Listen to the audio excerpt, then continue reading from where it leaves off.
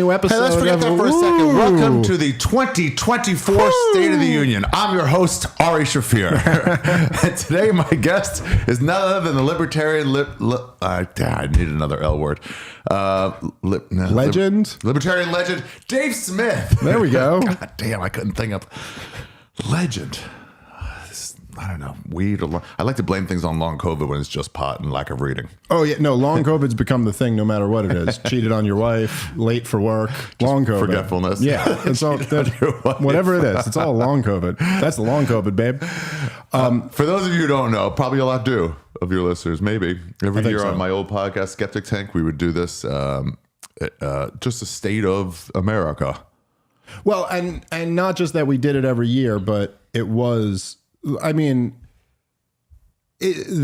your Skeptic Tank was like a huge thing for me in my career. I mean, like I genuinely can't overstate it. The first time you had me on your podcast, I believe was called "Fuck the Government." Fuck the Government was the name of it. Dave It wasn't. Smith. We figured out the State of the Union like after that. Yeah, and then we decided to make that I was a just yearly like, what's libertarian mean? Yeah, and then you just broke it down. But it was the first time anyone had ever had me on a podcast to talk politics. Like to talk like, like you were like the first person because we were just friends. Yeah. And you were like, dude, you got a lot of shit to say. You should like come say this on my podcast. And I was like, oh yeah, okay. And like it was received really well. And I remember it was like at the time, whatever it was. You weren't even promoting anything. You're just like, I actually never talk about this. Yeah. Yeah. Oh yeah. No, I mean, it wasn't even, dude, I don't even know if we were doing Legion of Skanks yet. If we had, we just started. Like it was brand new. I wasn't doing Part of the Problem yet. No. And you had like a big podcast at the time. It was like one of the biggest ones, like on the East Coast, at least, maybe the biggest. And you told me, it was like a few weeks after it, you were like, dude, it's my third most downloaded episode ever. Like it's only which behind not like name based. Yeah. Oh no, hey, not at all. You got to hear this one.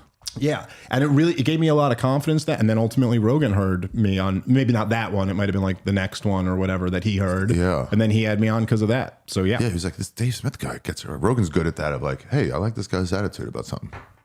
Yeah. Well, anyway, it was very helpful for me. Yeah. Yeah. That came also from like Summer of LOL. For those, probably no one does know, it was this right near Times Square, this shitbox room that Luis Gomez was booking, and it was nobody mainstream comedians really knew about us. Just me, you, Vitor, List, Soder, and it was just like a great hang. We had a massive classroom area to hang out and smoke weed on the roof and whatever. This is where me and Rob Bernstein became friends too. Like really? He was like the new guy who came in there and he'd do check spots and shit like that. And it's like this is how we started hanging out. And we would talk about libertarian stuff, and I didn't really know much about it, and I was like, well, but you're more Democrat than Republican, though, right? and because I didn't understand libertarians, it's the third thing, but I'm like, no, it's a subset of one. And you're like, no, I hate both of them. I always quote this. You're like, the way I see it, one of them wants to take 35% of their money and do with it horrible things I don't agree with, and the other one wants to take 37% of my money and do horrible things I don't agree with, because I just hate them both. I'm like, oh, okay. Yeah, that's held up over the years. Yeah, that was pretty good. Yeah, hating the government is just like, you can do that. So we got a lot to talk about, and about America in general, and just like everything. And I try to lead this, and here's why this is a good one, because we have a non-Democrat or Republican. You're talking about like team, country. It really is. So you're a libertarian, and I'm an apathetic. So I don't also have I'm not trying to get you in any way. The only time I'll be like, explain that is when it doesn't make sense to me. Sure. It's a good, it's definitely an advantage, particularly right now. Like, I don't think we've ever recorded one of these, like a few weeks before a presidential election. And it's a big advantage, especially in that time when you're not a partisan, because you're allowed to like see things clearly. Like I remember, I can see some of what this one's saying is good, some bad, some of what this one's saying is good, bad. I can just pick and choose. I had I tweeted something recently where recently, like within the last couple months, where something I was kind of like trashing Trump for. He said something that I didn't agree with, and I was kind of like trashing him. And I got, there were several different people who responded to me on Twitter. I just found this so fascinating. And they were kind of like, all right, Dave, I get your point, but like, why even say this? You know, like it was kind of like, because they're That's Trump my whole- supporters. that's my they're whole just job. They're assuming I'm a Trump supporter too. And then they're just like, but why would you even say that? Why like, hurt the candidate? Why say something that's going to hurt him right now? Don't they Where you understand gotta that's what their problem is with the other side? Yeah. That the press won't report on the bad stuff about. But it's like, how crazy is that you'd look at someone and go, so here's something I think is true. And you go, why would you even say that? Like, because I believe it. Right. That's the extent of it. There's no more to it than that. Like, because I'm just saying what I think. I read in Myanmar, I found a book in a hostel. It was a set of questions. Alan Cummings? No, some interviewer. Question with Aung San Suu Kyi, this like leader of Myanmar, under house arrest for 20 years from the government. And people say she's a villain now, but I'm like, that's not what I knew of her and what the people said. So it doesn't all make sense. But one of them was like, I was having trouble with being allowed to be the leader. They wouldn't let her be prime minister. They made a rule: if you marry a foreigner, you can't be president. It was just directed at her. A law just at her. And then like, all right, well, you can be like governor of Myanmar. So they made up a new, anyway, so she's leading and she goes, I'm so worried if I take stance A, that side B will hate me. And if I take stance B, then side A will hate me. And I don't know what to do. And it was like really troubling me when I got into office. And then she just said, I just started laughing and I realized, oh, I should just do what's right and let everybody be mad if they want. Yeah. But as long as I'm doing what's right, it's not my concern. Yeah. I mean, maybe maybe there's somebody else who's like good at being a political operative and being like, listen, you got to just say this because that'll get you elected, and then you really do what you got to do. Yeah, playing the game. But that's not my role. Like, that's not what I do. That's not why anyone who listens to me so likes funny. me. Like, I just tell you the truth. That's Why would the you only. say this? You're gonna hurt this candidate. I'm like, that. Then I should. He's like, but isn't your question like, the thing that's so frustrating about it is that you're like, because it's not even like they disagreed with me. Right. They're like, why would you say this? And then it's like, well, no, direct that energy at Trump. Right. Why would he say this? Why would he say the thing he's wrong on? Like, you're not going, hey, you look fat in that dress. And you're like, it's true, but why would you say it? No one's asking you. But they are all asking you about your political stances. Yeah. Yeah, that's right. Yeah. And one of the worst things about politics and democracy is that when you're in an election year, and you see this all the time, everybody just gets so tribal and doesn't want to say anything they think could hurt their candidate's chances. But when you really like zoom out and look at it, even if you're the most hardcore Trump supporter, this is the time when you should be hardest on him, because this is the time when he needs something from you. He needs your votes. He needs your money. He needs help. Yeah. And once he wins, which I'm not saying he will, but if he were to get reelected, then he doesn't ever need anything from you again. That's it. This was your last chance to extort something out of him, and no one wants to do that. Yeah, I have a joke in my special that they hold that second term over people's heads. You know, like if you're not good, we're not going to reelect you. I'd be like, if I'm president day one, I'd be like, hey, just so you know, there'll be no second term. I'm going to fuck this place up in 4. You're not going to make me slow down. I like that. Yeah, I'm going to move to Italy. What was I just going to say? Interesting, we didn't do this 3 months ago. Glad we did not. A lot would be worthless. Wow. That I never even thought about that. But yeah, a summer State of the Union this year, or like middle or beginning of the summer, would have been missing a lot. We still might be missing. I mean, a lot could happen between now and the election. But yeah, I got to still in the process of editing out any Biden jokes from special. It even references to like him run. It's like, nope. Yeah. It's. I'm like, oh damn. If you got a Biden joke now, the joke's got to be about him dropping out. Like, it's got to be about the fact that he's not there anymore. Like, I had a joke. Even one joke was like, it was almost women that one time. Doesn't work. It's almost women this time. Yeah. If not, it will be. I'll say this. I'm seeing a lot of people super confident in one or the other that they will win, and not like, I like our chance. Yankees, as of this date, are 3 games up on the Orioles with 12 remaining. I like our chances, but I'm not like, we'll definitely take in the division. And neither Trump or Kamala Harris have that strong of a lead. Didn't they learn from last time when it was 4 points for the Democrats? Didn't both of them learn this is too close to call? This one is way too close to call too. This is even closer in terms of the polls than Biden or Hillary Clinton or really. Yeah. It's literally the latest poll I saw was, I think it was everything. Post debate. It was everything, including the national and all the swing states, were all within the margin of error. So essentially a coin flip of who, if this election were run tomorrow, who would win. Now, I tend to think that favors Trump. Because they're quieter voters. Trump always does a little bit better than he's polling.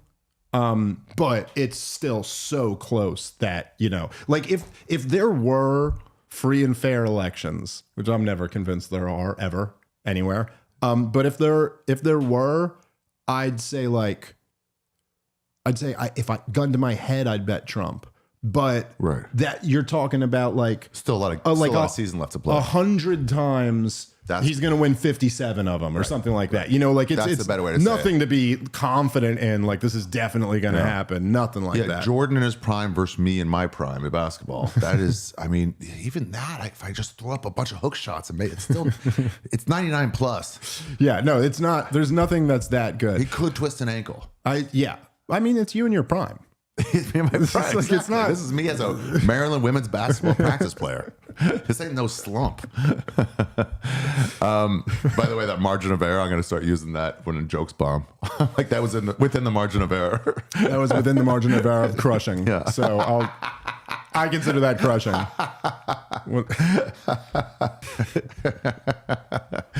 Thank you very much to our sponsor, USF&G. Sugar makers galore. This country is built on sugar. Don't let it fade away now.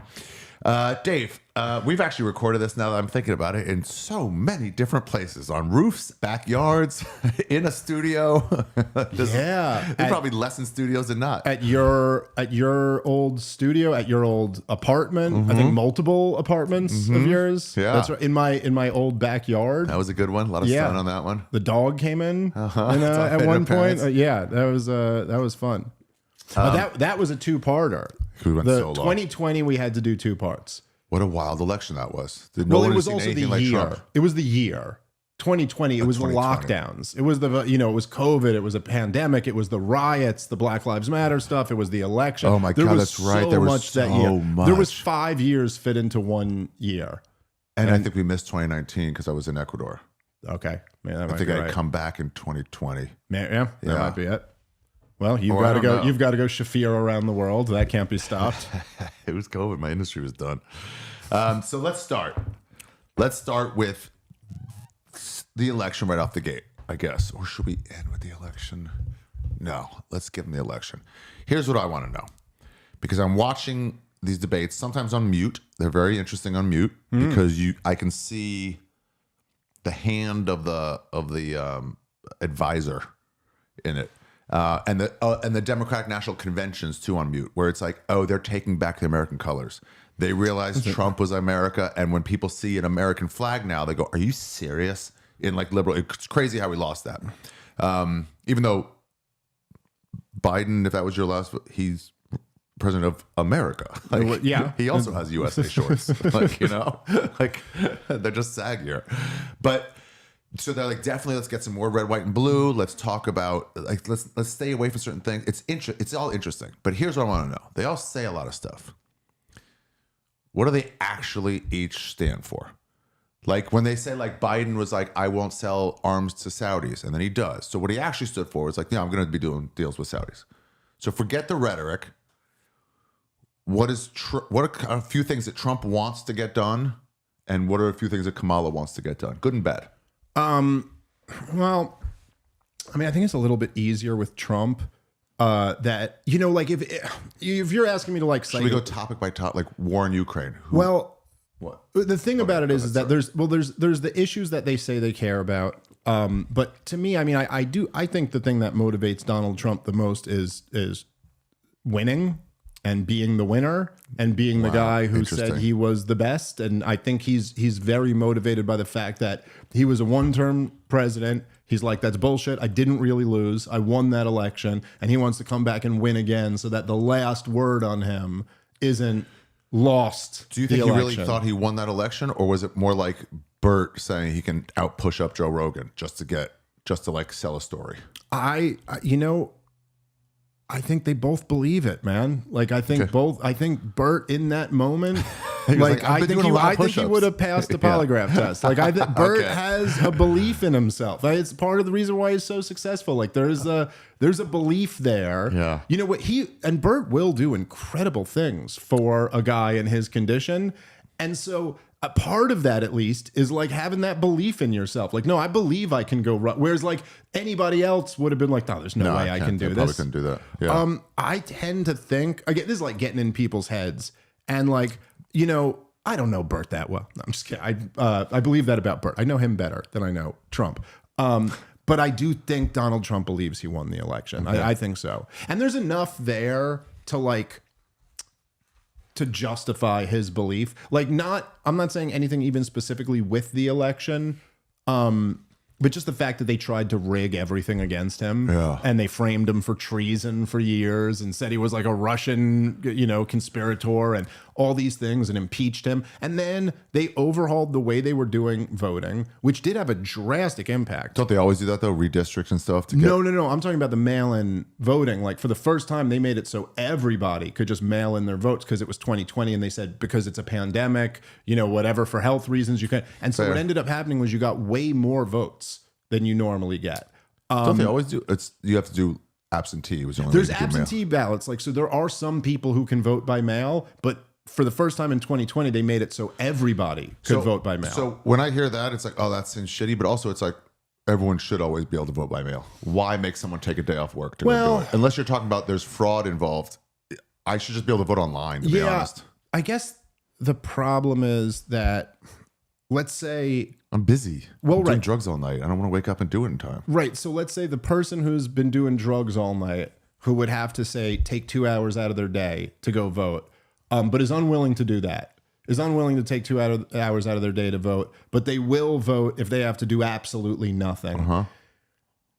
I'd say it's debatable that you want those people voting. Debatable, but then also every jury is made up of like 68-year-old retirees because they're like, "Ooh, this would be fun." Yeah, and everyone that's else also, is like, "I don't want to do this." So it's not, you're not getting a jury of peers. But that's also not necessarily the best thing. I mean, it might just be like, well, look, that's the system we got. Yeah. But I definitely, if you want everyone voting, you want to make it as easy as possible. And the Democrats who say like the ID thing is a problem, you want to take out all obstacles to be able to weigh in. If you do want everybody weighing in, I think it should just be landowners. But I mean, but if you want everyone voting in, you want to take away obstacles. I unironically agree with that. But I think that the counter to that is not necessarily. Why they did it. Well, it's not just a matter of obstacles. It's a matter of like there is you want to also know that nothing's fraudulent. Right. And you want to know that the person who's voting is actually the person. And it does seem pretty crazy to me that it is, when it comes to the issue of voting, the progressives will say it's racist to require an ID because, whatever numbers they have, it's of the people who don't have ID, a disproportionate amount of them are people of color or whatever. But it's like, I don't know. Well, then wouldn't it have to be, then isn't Amtrak racist and airlines are racist and government buildings are racist? Like why is it that you can be asked to show an ID for like everything? You can't operate in this world without an ID. Yeah. And yet for this one thing, which most people would say is fairly consequential, like pretty important, right, we're not allowed to have it. So I think like, the truth is, and I'm not saying there's no like real good way to enforce this. What you want is every single person voting easily and no fraud. Well, honestly, what I want is I want elections to be much less consequential. So I want the government to have a lot less power, and then it really doesn't matter as much who's elected who's running to government. Today. Yeah. But the issue is that, look, you could make an argument. I'm not saying there's a good way to enforce this, but you could make an argument that you don't really want more people voting, that you don't want all of the people who don't pay attention at all or don't have any stakes in the game or don't like know what they're doing to vote, and that you'd want the more informed people to vote, not the less informed people. 100%. I agree. I do a joke about this, or did anyway, where it's like there was some word I couldn't remember, like filibuster or inauguration, something, and then I had to get the crowd to like help me, and they did. I'm like, why does my vote count the same as yours? That doesn't seem right. I know nothing. Yeah. And you can do research for 6 months and we get equal votes. Yeah, I think it was in 2004. I think they had that big rock the vote thing with MTV, which was always like just get out and vote. You know, P Diddy was a big part of that. He's vote or die. If you've been watching the news lately, he's a great guy, and he was just trying to get people to vote. But it was, first of all, there was always a wink and a nod for Democrats. Like it wasn't exactly MTV watchers said, vote. but it was like MTV wasn't trying to get you to vote for George W. Bush. You know what I mean? Like but what always just bothered me at the time, this was my hot take in 2004, was just like, how is this unattached to like anything that's like inform yourself and then vote? Right. Start reading a newspaper and then vote. It was like there's no like thing that you're even supposed to do. It's like, no, just you. You're perfect the way you are. Just get out there and pick one of these two sides. And oh, by the way, pick our side. Yeah, it's interesting. And the fact that there's sides in general where it's like, I mean, I know people, and by the way, I'm going to say this because I don't think there's any way to investigate it. I might ask you to cut this out later. I've committed voter fraud twice. Really? Yeah, I sold my vote one time. Wait, I what? took bids. Yeah, I took bids. On a How vote. did you do that? I said, offer me whatever. I got offered blowjobs, money. But you'd go and cast the vote. But you would vote the way. Sent them on my absentee ballot. So you send it in. Oh, so you'll give it to them to do it. Wow. You know and you what? got offered a blowjob? I got offered so many different things. Oh, man, I'm not sure you want a blowjob from that pig. The pig who's willing to sell think she trade might have a wanted to vote for a anyway. blowjob? I think she might have wanted to anyway. Like, I'm just going to chuck it. I sold it, ended up selling it for some homemade macaroni and cheese. I thought that was the most interesting, and it was good. Dude, that is so insulting to the chick who wanted to give you a blowjob. That you were like, listen, if it makes you feel any better, your blowjob was in the running until like the last couple rounds, but you got to taste this mac and cheese. It's not just craft, bro. It could have been craft. It's like they baked it. It's not just like you're on the stove mac and cheese. This was a real. All right.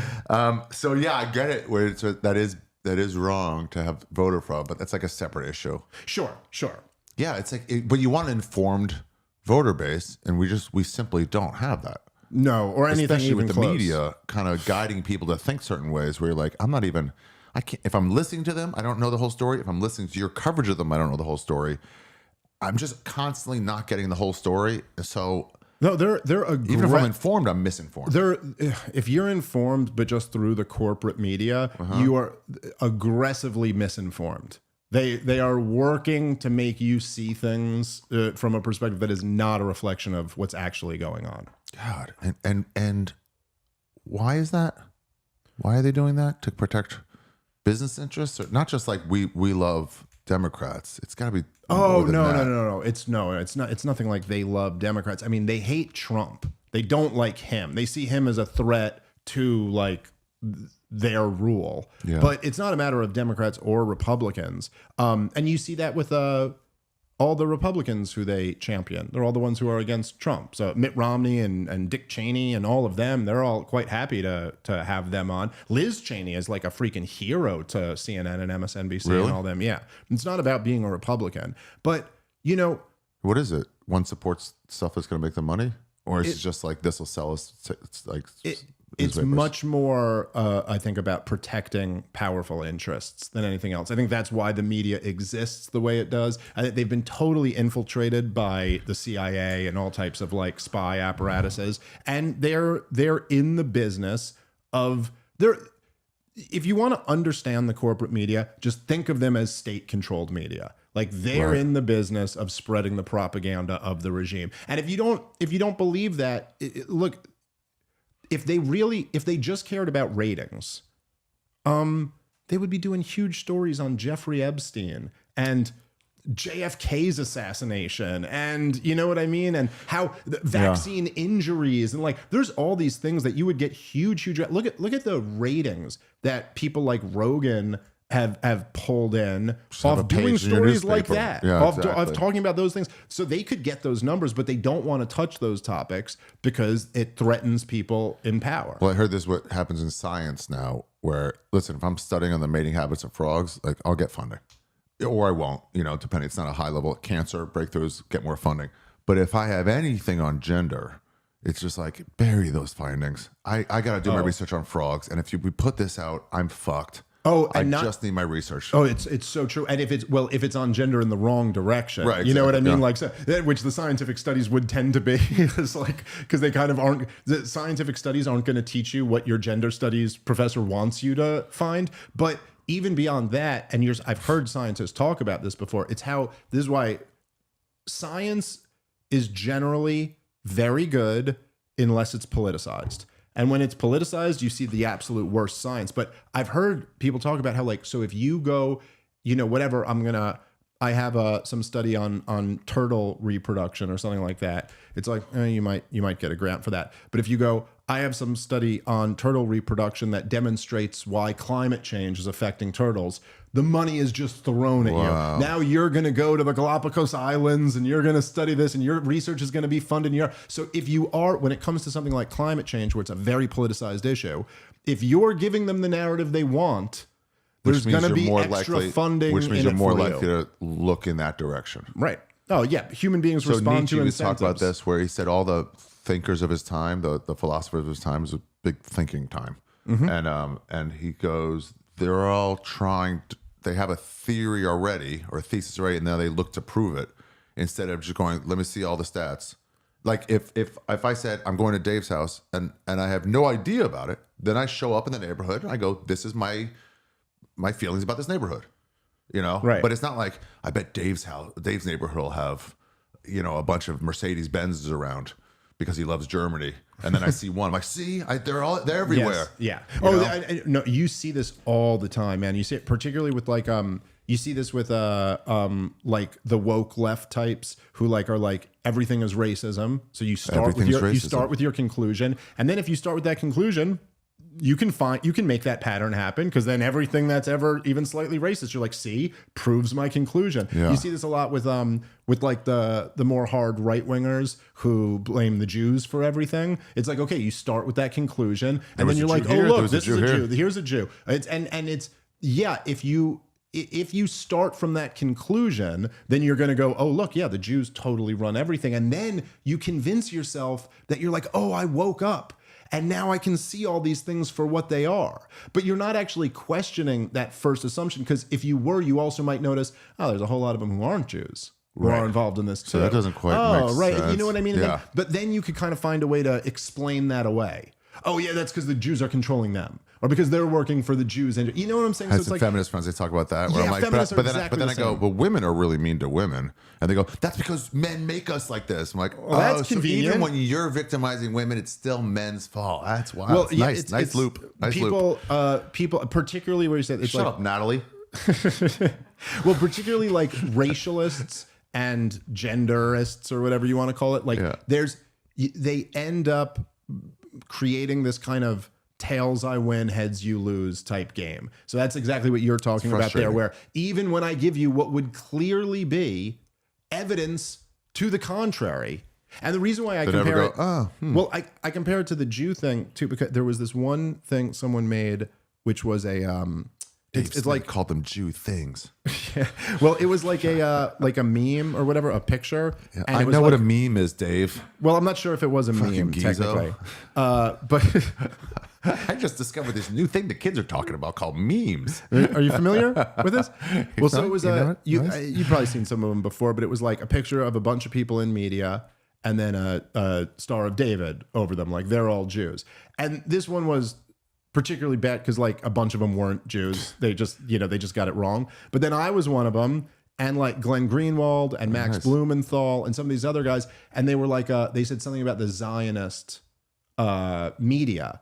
And I remember you're not Zionist. Well, I remember like responding and being like, well, the problem there is that you have me and Glenn Greenwald and Max Blumenthal, and there were like a couple others who are like pretty huge critics of Israel, like not at all Zionists. And then you'd literally get like these people who like don't like Jews much on Twitter, and they'd be like, yeah, that's exactly how the Jews work. They control both sides of every.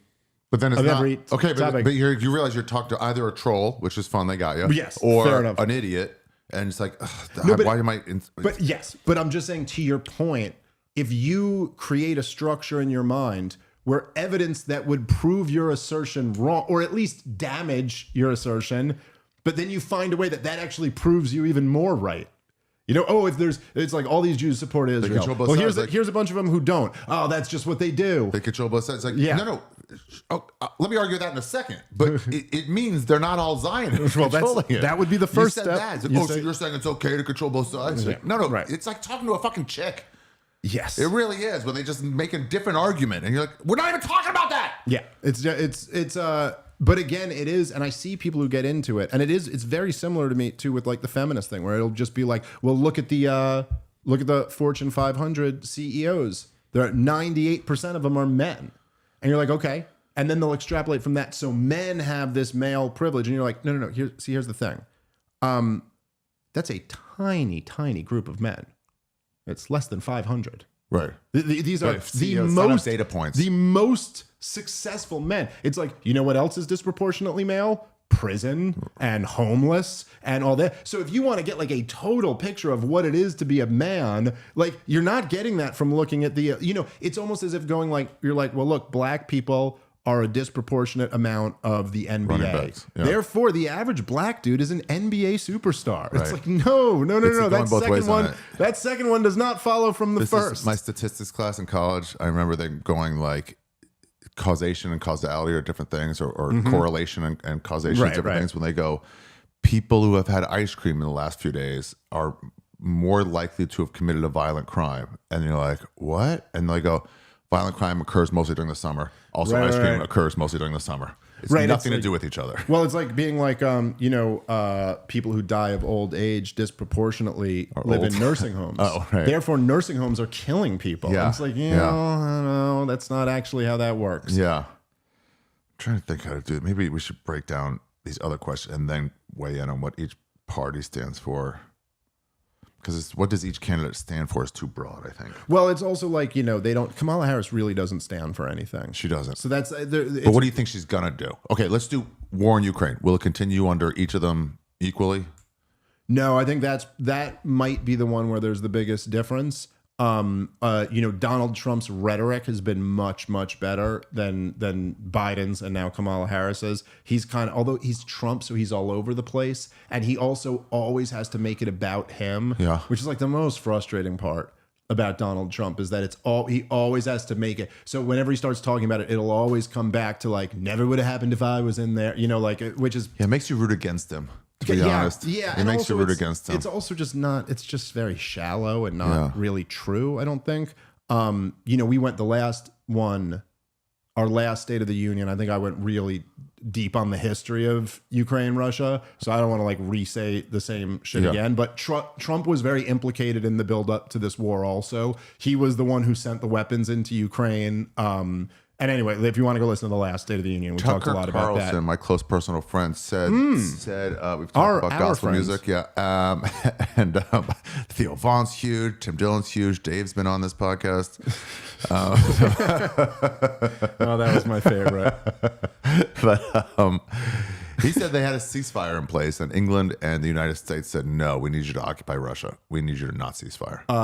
Not occupy Russia, to continue the war in... well, yes, I understand what you're saying. I'm sorry. Yes, that's 100% true. It was Boris Johnson was sent over by the Biden administration to make sure, because Zelensky was going to agree to a peace. Right. Yeah, they had it. They essentially had it in writing and were ready to sign early in the war. And it was the Biden administration that got them not to do it. This war helps our cause in the world. Well, I'm convinced at this point they've wanted this war for a while. And I think the thinking in Washington is essentially that we know how much these prolonged conflicts have hurt us, and we could hand this to the Russians. Right. They got out of really Afghanistan hurt them 40 years ago because it was like unwinnable and couldn't do anything. And then we moved right in. It's like when a new pizza shop opens at an old pizza shop, and you're like, did you do any of the research? Yeah. This old pizza shop failed. Yeah. Yeah. I mean, how much of a better deal are you getting on rent? It's open a bookstore in a pizza shop. It's like, no, it's already got a pizza oven. You're like, a failed pizza oven.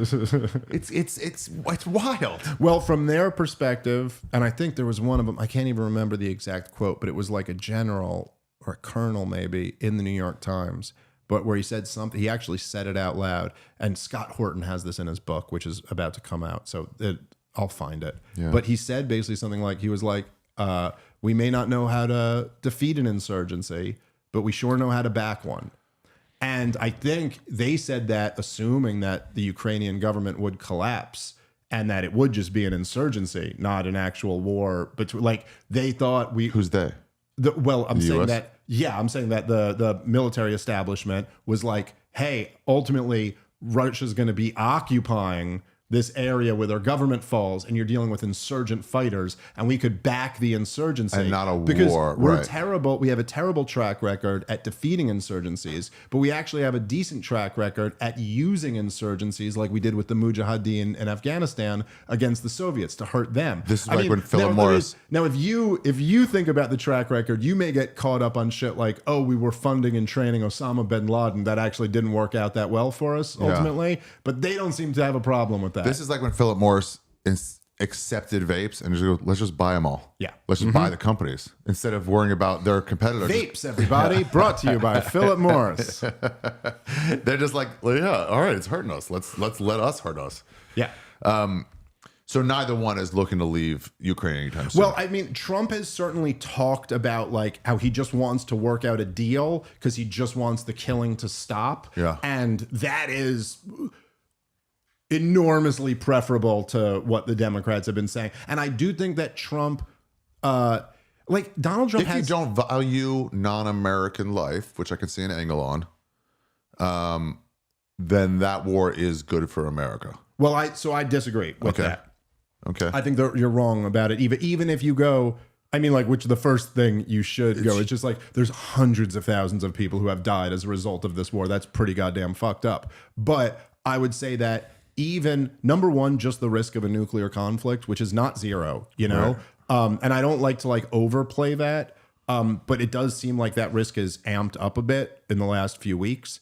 And that alone should be a risk not worth taking. But the other thing about it is like, oh, it's been enormously expensive to fight this war. And it's just essentially what it is it's just extracting money from the American people to give to giant weapons companies who are, you know, shipping their weapons over there. So I think it's hurt Extracting everybody. money from the Americans, the taxpayers. Like, let's pull this out of them a little and throw it into Weapons companies, So our company that makes weapons.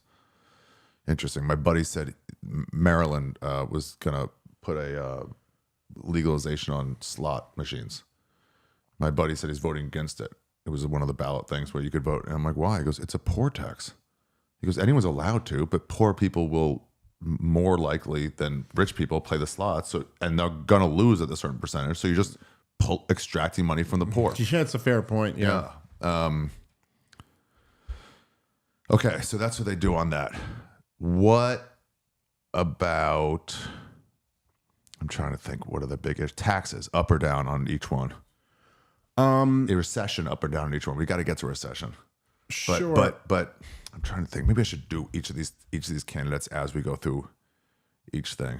Let's do that. Actually, okay. Sure. Yeah.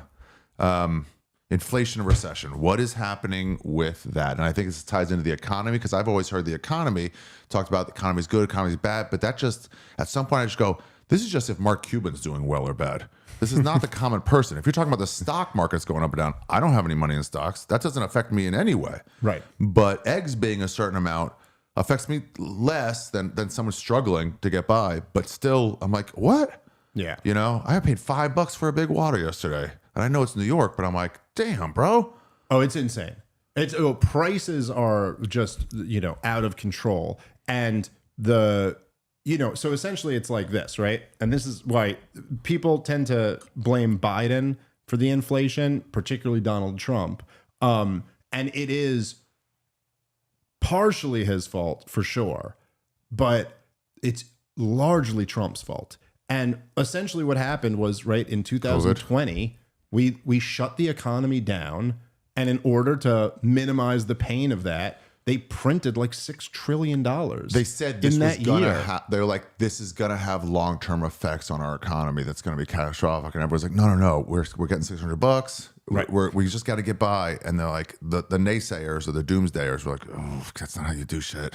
Well, look, I mean, if the essentially what inflation is like more money chasing the same amount of goods, right? And so when you cut way down on the amount of goods you're producing and ramp up the amount of money that's chasing them, and really it's not the $600 that they handed out to just the American people, but it was the trillions of dollars that they gave in corporate giveaways. So those, there was just enormous amounts of money injected into the system. Like the Lakers. Remember the Lakers took a bunch of money? Yeah. And then they gave it back. Oh, I'm sorry. I didn't realize, like, what? Yeah. There was a lot of that. And so and then in 2021, they kept it going. They kept printing a ton of money. Again, with like, we don't want to feel the pain of this right now, but it's fairly straightforward. I mean, it's like, it's supply and demand. You increase the supply of money, and this is what happens. It's worth less. It's not worth as much. And so we've seen like the worst price inflation in our lifetimes. Really? Well, certainly the worst since the 70s. More than 2008? Was there any then? Oh, it's way, way worse. In terms of just price inflation, nothing since the 70s. When you say price inflation, what do you mean by that? Just the CPI, the Consumer Price Index, as they measure the price of things that you buy, the price of across the groceries, board, from cars to eggs. Yes, yeah. I mean, there's always like some things that have seen higher increases than others, but overall, yeah. I mean, I think groceries were up like 30%. 30%. So if I'm making 50 grand a year. Yeah. And I had $5,000 extra every year to save for vacation and stuff. Now I have like $1,000 extra. Yeah. And so it's like, hey, let's do a staycation, I guess. Yeah, it's literally it destroys families. I mean, if your costs go up by 50%, it's essentially the same thing as your income going down by 50%, right? It's just, it's a tax. You know what I'm saying? Like if you think slot machines are a tax, inflation is really a tax. And it's the worst kind of tax because it's like, who does it hurt disproportionately? It's like, well, okay, if you're on a fixed income, I'm not looking at the price of eggs. I notice it once in a while. Yes, yeah. If you're on a fixed income, if you're poor, if you're working class, it destroys you. If you're a speculator on Wall Street, it's actually pretty good for you. But that's a small percentage of our society, and it's not the people who really need the help. So like, right, anyway, they all buy up like sick. Everybody's selling their homes. Let me buy them up. And so this is, this has just been really like at the center of the economy over the last few years. It's just that the prices are out of control. Is there really a way out? Oh yeah. I mean, there's a way out. It's a matter of getting there. But the way out is to cut government spending and to not print so much money. Cut government spending. They're responsible for that. That government spending is responsible for. Well, they essentially, right, so the Federal Reserve is going to print the money that the government needs. So if the government's going to spend well beyond its needs, how are they going to get there? And they're not going to tax their way there for budgets. We're already taxing and borrowing as much as we can. So when we spend more than that, we only get there by printing the money. They're not going to stop that, though. Oh, yeah. No, probably not. I mean, maybe if we podcast enough. Somebody noticed this, that it was like when prices go up and then it's like during inflation or whatever, they never come back down. Eventually, the incomes will have to meet them, but it takes decades for that to like even out. Well, this is the whole inflation. Well, look, I mean, like the inflation of the last few years has been particularly bad, but we've been living in an inflationary economy for our whole lives. It's something that is we're so used to it that people just think it's normal. People just think it's normal, like as if it's some law of nature that you'd be like, your grandmother would be like, in my day, a bottle of Coke was a nickel. And you just go, yeah, well, that's what prices do. They keep going up. But that's not true. That's not what prices do. That's in fact, the natural order is for prices to fall. If you live, like if you... because the dollar keeps getting devalued, so it's like, well, it has to go up. Well, but don't devalue the dollar and everything stays the same. Yeah. So if you were in the year, say like 1910, your grandmother would have told you about how expensive things were in her day. And they're so much cheaper now. Because what happens is as technology improves and we have all these labor saving devices, you can produce a lot more with a lot less cost. So the natural pressure is for things to be cheaper. However, because of central banks and being off of the gold standard and fiat currency, governments can just print as much money as they want. Fiat currency? Meaning they print, it's printed out of thin air. There's nothing, it's not like they have to put gold bars aside for every dollar like they used print. To. Right. Yeah, the Shapiros rented a phone in my neighborhood because, the Spolters, none of that matters. Because it was the last one because like the phone's too expensive. I can't afford that. Right. But I can rent one for $5 a month. Yeah. No, I mean, I don't have $300 for a phone. look, there are still areas, right? Like the areas where technology is improving, you still see things getting better and the cost of them going down. And usually in the deregulated areas, that's what you see. You see things like televisions. We have bigger and better televisions for a way more reasonable First price. HD TV cost 20 grand. Now yes. they're like, it's the normal cost, $300. And it's a way better one than that first HD TV. Right, and right. also, if you go into like a project building, I don't recommend you do. But if you were to ever go, but I'm saying if you know someone poor, even your pretty broke friend has a flat screen TV in their house, and there's no government program, there's no welfare assistance. It's not that they're getting them a flat TV. It's just that the market's allowed to work. It's a deregulated industry, and the technology gets better and better, and then they can do it for cheaper. If you're willing to punch someone in the face the day after Thanksgiving, you can also get a TV. Well, look, that is, by the way, that I really don't recommend doing. But you want to feel alive. But look, if you kind of like zoom out, it's one of the really fascinating things is like, so essentially, so after World War II, they came up with the Bretton Woods Agreement, which was basically, this is when the dollar became what they call the global reserve currency. It was basically the world currency. And essentially it was because all the other industrialized countries had been destroyed. I mean, America... When was this? World War II. So America, it was the Second World War. Our people didn't do so good. Or what? Our people didn't do so good. They didn't have a great run of it. Our people, yeah. But no, they didn't do great. So Europe was destroyed. And, America, we lost a lot of men in that war, but our, Pearl Harbor got bombed a little, but our homeland was fine. Yeah. We didn't get like destroyed. And so Hawaii's not even America. Sorry, Tulsi, but like there's nobody else who fit that bill. Like Russia fought a war in Russia. England got bombed in England. Like none of the other victors came out as clean as we did. Right. So America really came out as the most powerful country after World War II. So they're like our money's way more stable. Well, we had way more gold than anybody else at that point. So the deal was basically that we would, every other currency would peg their currency to the dollar. And then we pegged the dollar to gold. At the time, it was $35 an ounce. So you could, if you had francs or pounds, you could trade those in for dollars. And you could trade dollars in for gold. And then we kind of had this power as we issued the reserve currency of the world. And then it was pretty quickly, I think it was like really in the 60s when we started we started cheating, essentially. Borrowing money against it. Well, it was just like we were building up the space program, and we had what was known as the Great Society that Lyndon Johnson brought in. So it was like like Medicare got created and Medicaid and like all these entitlement programs. And then we were fighting the war in Vietnam. And what happened was, I believe it was the French, it might have been the British too, but it was definitely the French.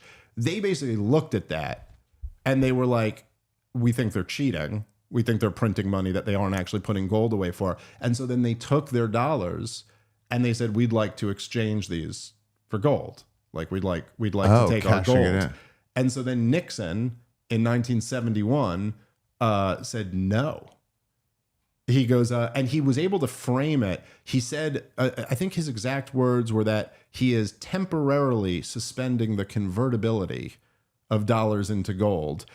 He kind of framed it like these French are trying to destroy the dollar, but really what they were doing was they should have been like, sure, absolutely. We have the gold. Well, okay, cash it in. Well, then we get the gold's worth in dollars. Well, but then because they were faking it. Well, essentially what America said to the rest of the world was like, they were like, okay, we don't have the gold, but we sure do have a lot of nukes. Oh. So what exactly are you going to do about it, France? And France was like, as it turns out, not very much. Yeah. And they just did nothing. They just took it.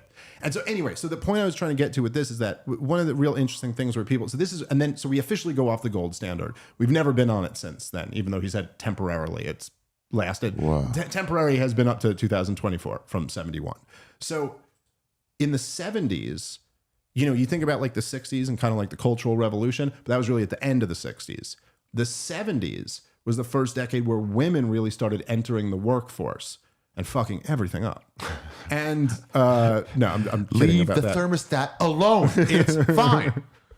Men have been doing this for years. Wear your dumb fucking sweater. Now, so women start entering the workforce in the 70s, And there was this wild transformation that nobody really seems to ever examine, where I shouldn't say nobody, but most people don't, where we went from a society where every household had one person working.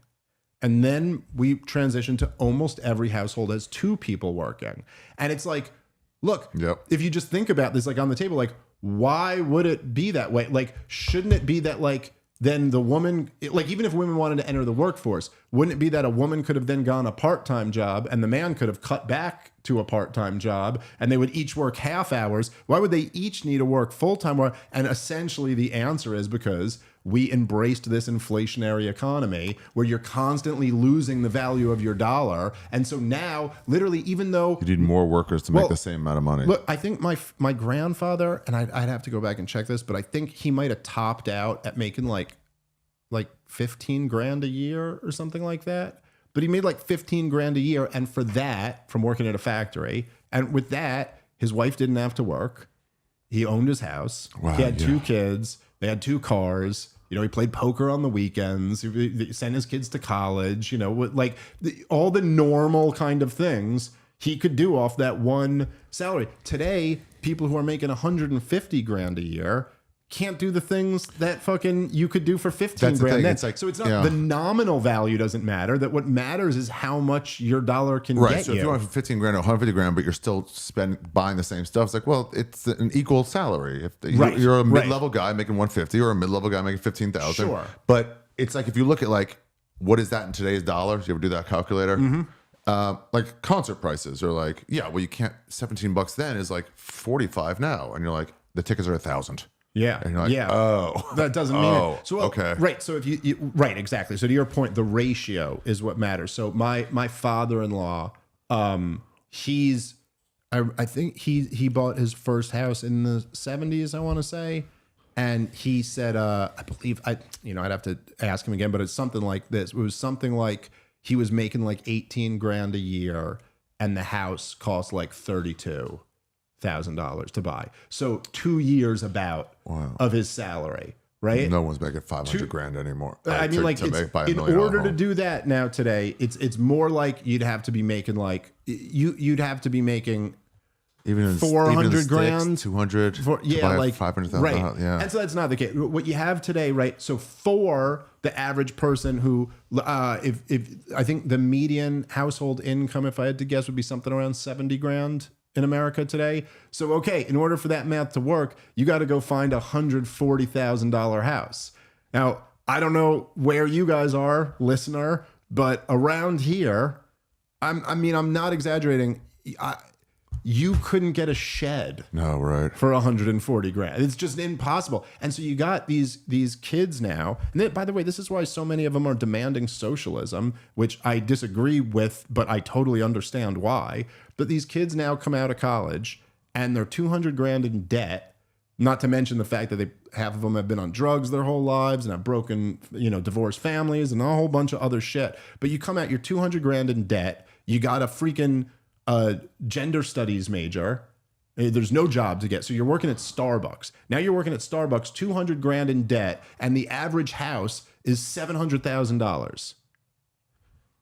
And you're just like, I have no plausible path. It's not like you got to work, you got to eat shit for a couple of years. It's like, and then what? Yeah. Still. No. It's not. No, dude, it'd be totally reasonable if you're like, get on this path and in 20 years you could own a house. The point is that there is no path. And then someone like Bernie Sanders comes along and goes, I'll forgive your student loan debt and I'll make housing a human right or whatever. And that's very appealing to them. Like, I don't think that's the right answer, but I understand it. And then you have another dynamic. And also the right answer is not just, you guys are just going to never own a home.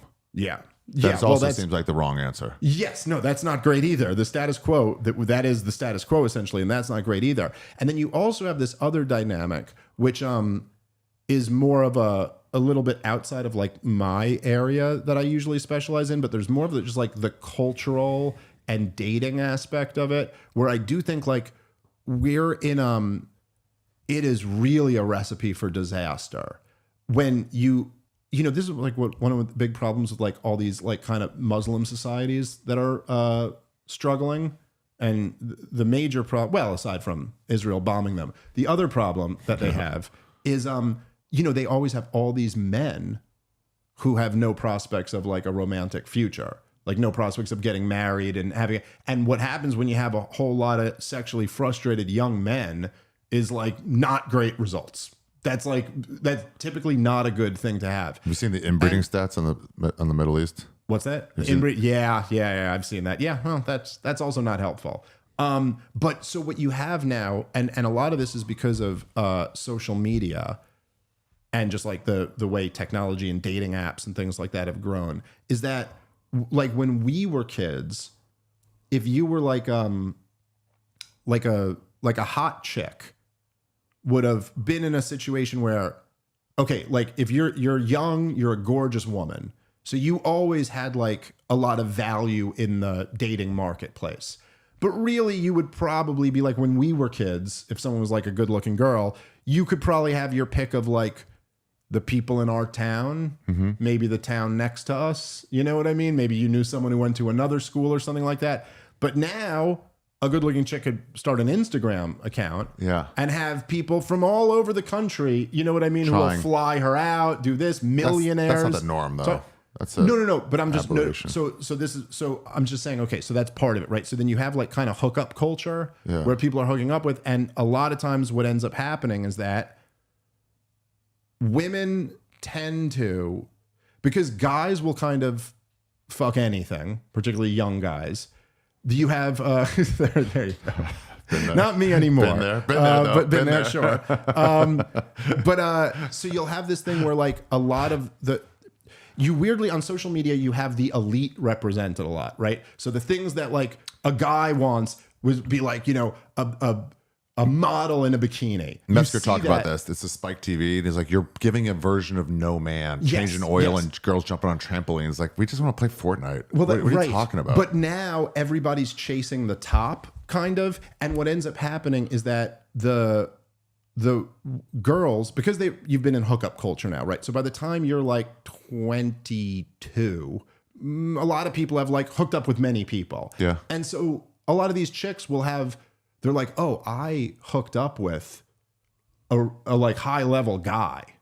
Okay. Now that guy was probably just fucking that chick, but he probably told her some lies also, because that's how guys are, you know, probably told her what she wanted to hear. And so she now thinks kind of, I bet I could pull a guy like that. You know what I mean? Like I already had one and he was really into me. So then I'll try to get him. And then the hot girls have access to whatever they want. And who kind of gets left behind are like the regular dudes.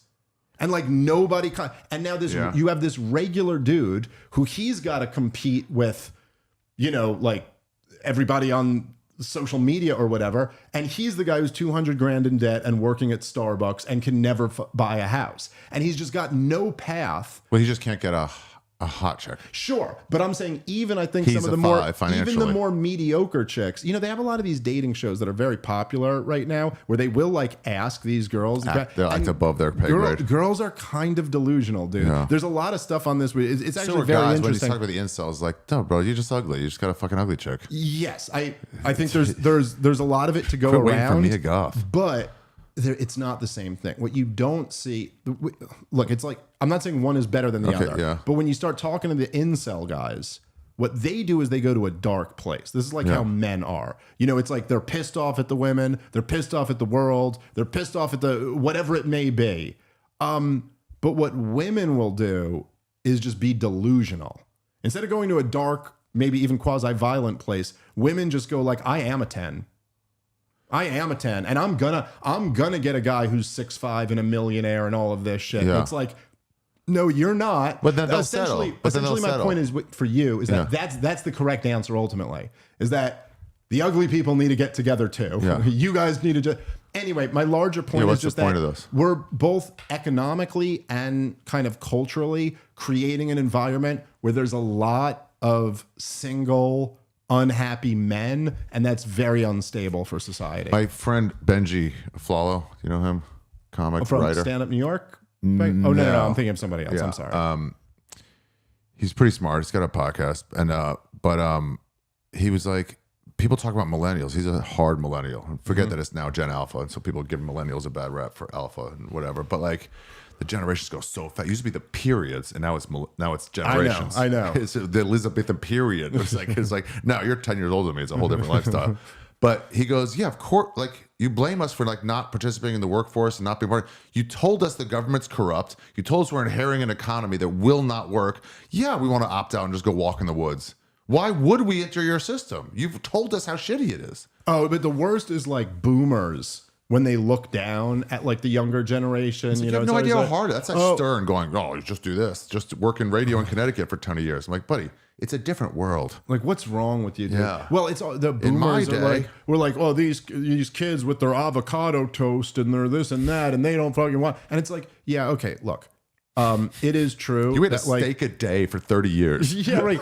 Well, also like you're a millionaire because you bought a house. Yeah, right. You bought a house and the value of it went through the roof, and you never even stopped to think to yourself like, oh, maybe I'm kind of pulling the ladder up here for my children's generation to ever be able to buy a house. I didn't have Zillow buying everything available.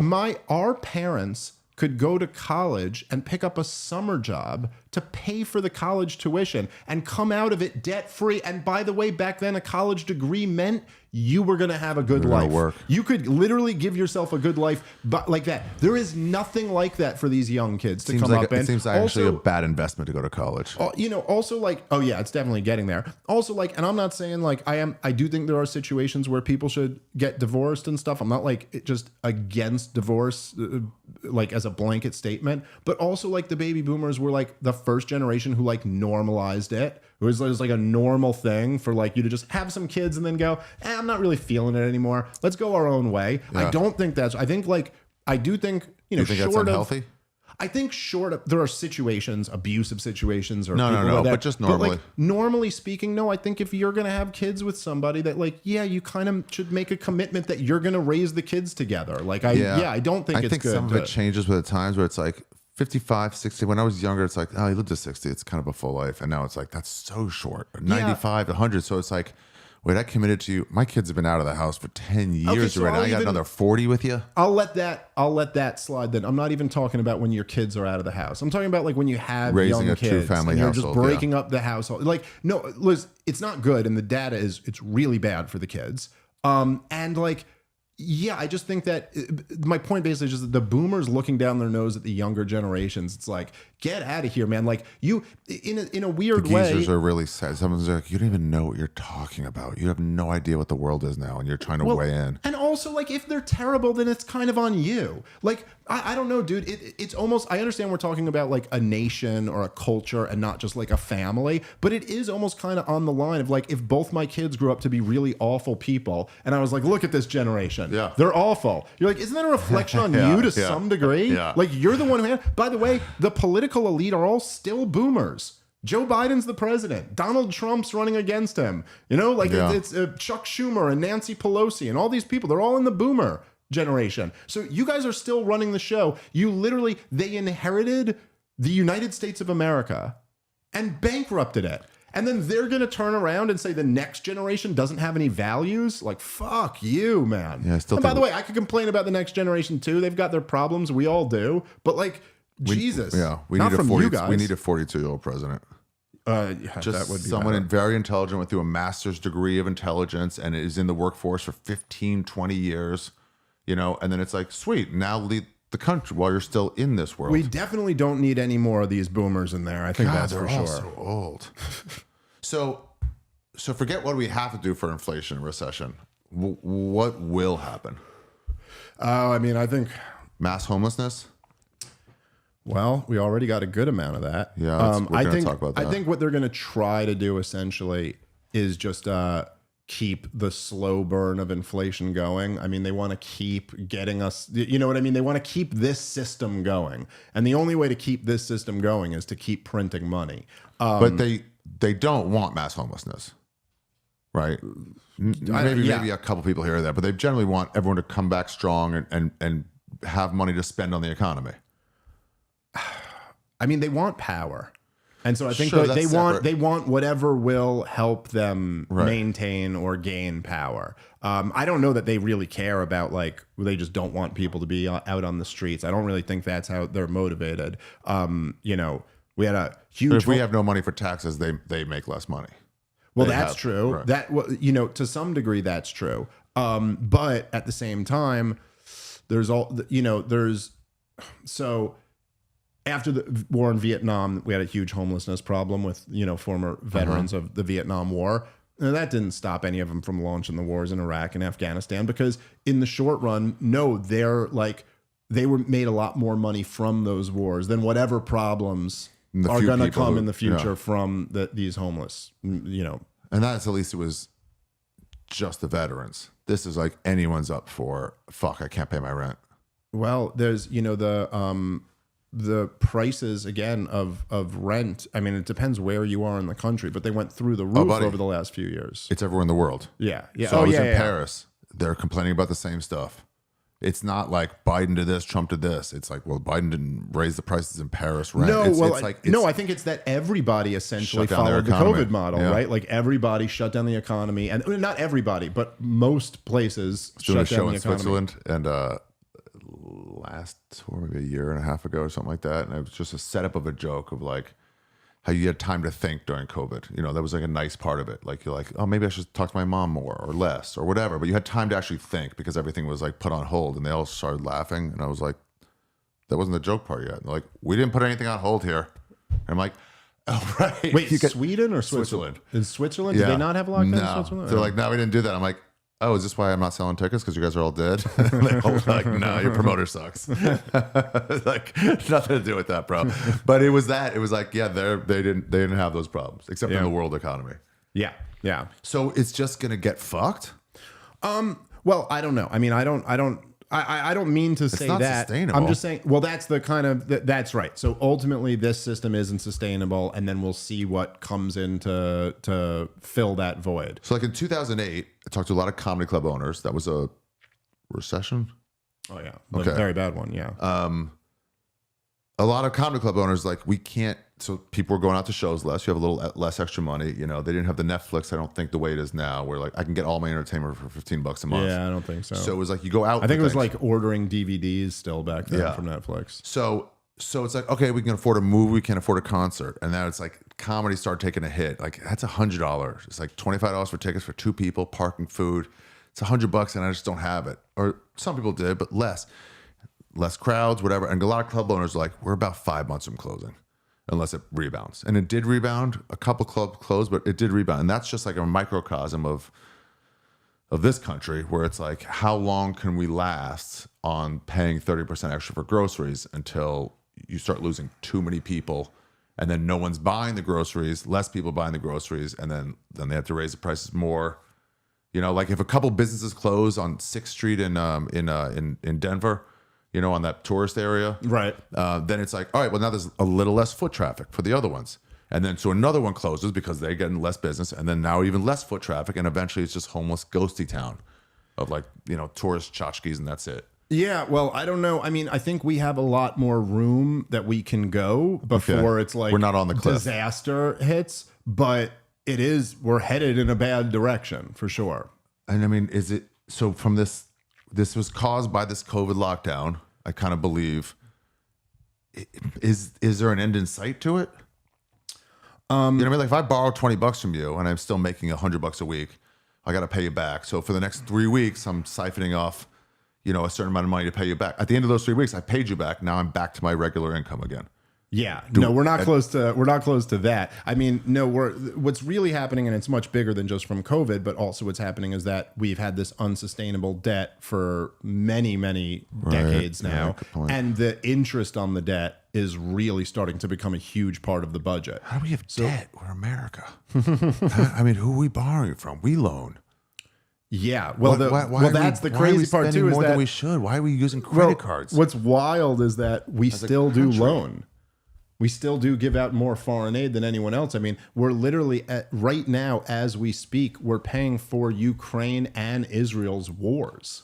You know, like we're $35 trillion in debt. So we're just borrowing money. It is almost as if you were like, I was like, hey, Ari, you know, you've fallen on some hard times. Don't worry, I'm going to lend you some money. But then you found out I was just opening a new credit card taking a cash advance out on it and giving it to you, and you'd be like, wait, dude, you're Bro, not in you're a position fucked. to help Yeah, you're other fucked. people. Yeah. Like, your family is going broke. You're not in a position to just go help somebody else. And there are a few people like Thomas Massey in Congress who are like saying that, and they're like, hey, we cannot do this anymore. I think that I remember when Governor Brown, maybe, I don't know, took over California. He was a governor, I'm probably getting all this wrong, every couple decades. They'd getting him. He was the budget king. And they were like, hey, it was terribly budgeted. It was going under. And he goes, hey, sure, elect me again. I'll take over. He's like, you ain't going to like what I have to say. You're going to have to give up a lot of shit. We'll get this back in order, but it ain't going to be free spending in California for a while. Yeah. Well, we definitely need a lot of that in the country. And I think that like sometimes things have to get bad before people have the political will to do that, before they're like, okay, all right, this is bad. We got to start cutting some stuff. Yeah. This is in Ecuador.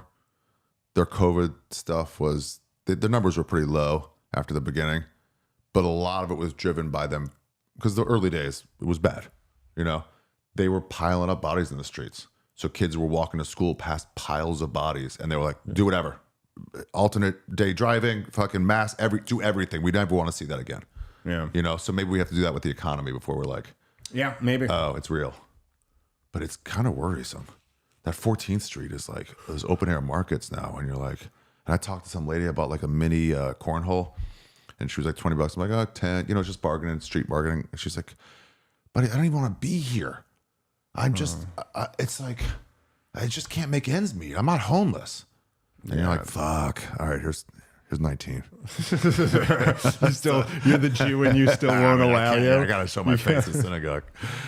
All right. Damn, that's fucking disheartening. Well, let's take a break from this for a second and get back to homelessness later. Let's talk about something more cheery. The war in Gaza. Okay. What are the news sources? The reliable news sources. I'm going to compare this to Comedy Central, where it was the only game in town for comedy for a while. And they started booking to their own ways and not what everybody wanted or just funny. And now they're just a production company. They're not even a network anymore. Eventually just went south. When the New York Times and I used to say the word newspaper to mean also CNN and MSNBC and Fox News. When they keep leading you to believe a certain way and slowly one by one people go, I don't know if I trust them anymore. They seem like they're just eventually just gonna be gone. Yeah. So the way they talk late night talk shows are like, oh, I don't even think, they're gone now. They're past that even. That's how far off they are. Who is a reliable news source? And why is the news guiding us instead of reporting? Okay, so basically the entire, like the corporate media, as I call them, or what people used to call the mainstream media, which I think just does, like Michael Malice actually convinced me on that to like stop using that term. It means nothing. There's it some doesn't terms mean that anything mean anymore. nothing. Media almost means nothing. You have to say ABC News. Well, or you have to say like, but specifically, like his point, which I just agreed with, was just that like, why are you even calling them mainstream? It's not the mainstream anymore. There's nothing about them that they're the alternative, like alt comics were like, but they're the only ones getting booked on anything. Yeah, then it's not alternative by definition. Alternative to what? Yeah, so so all of the traditional corporate media outlets, so New York Times, ABC, NBC, CBS, CNN, MSNBC, Fox News included, the New York Times, the Washington Post, all of them garbage. I mean, and by the way, these are the people who choose how we all think. For a long time, they guide us to believe things, and I think this. I don't know why. I've got it in my head, and I'm gonna get into breaking down shit later. But like, so these ones that choose how we think are garbage and guided. So we're thinking based on a guided. It's like in China where they don't have free press; they have state-run press. They don't pretend they don't. It's almost like more acceptable because they're not lying. They're showing Uyghur uprisings every single time. They want you to hate the Uyghurs there, right? So you do. Yeah. Well, right. So we have in effect state media here too. It's a much better model to think of them as state media. So I would just say it's more. I think the current environment is more like they historically have been able to control the way we think about things. They've lost this control, and they're now freaking out about the fact that they've lost this control. But I think there's no question that, look, if you just start looking at the numbers, like, and this podcast, dude, gets better numbers than the average daytime cable news show. And then, which seems more important, though.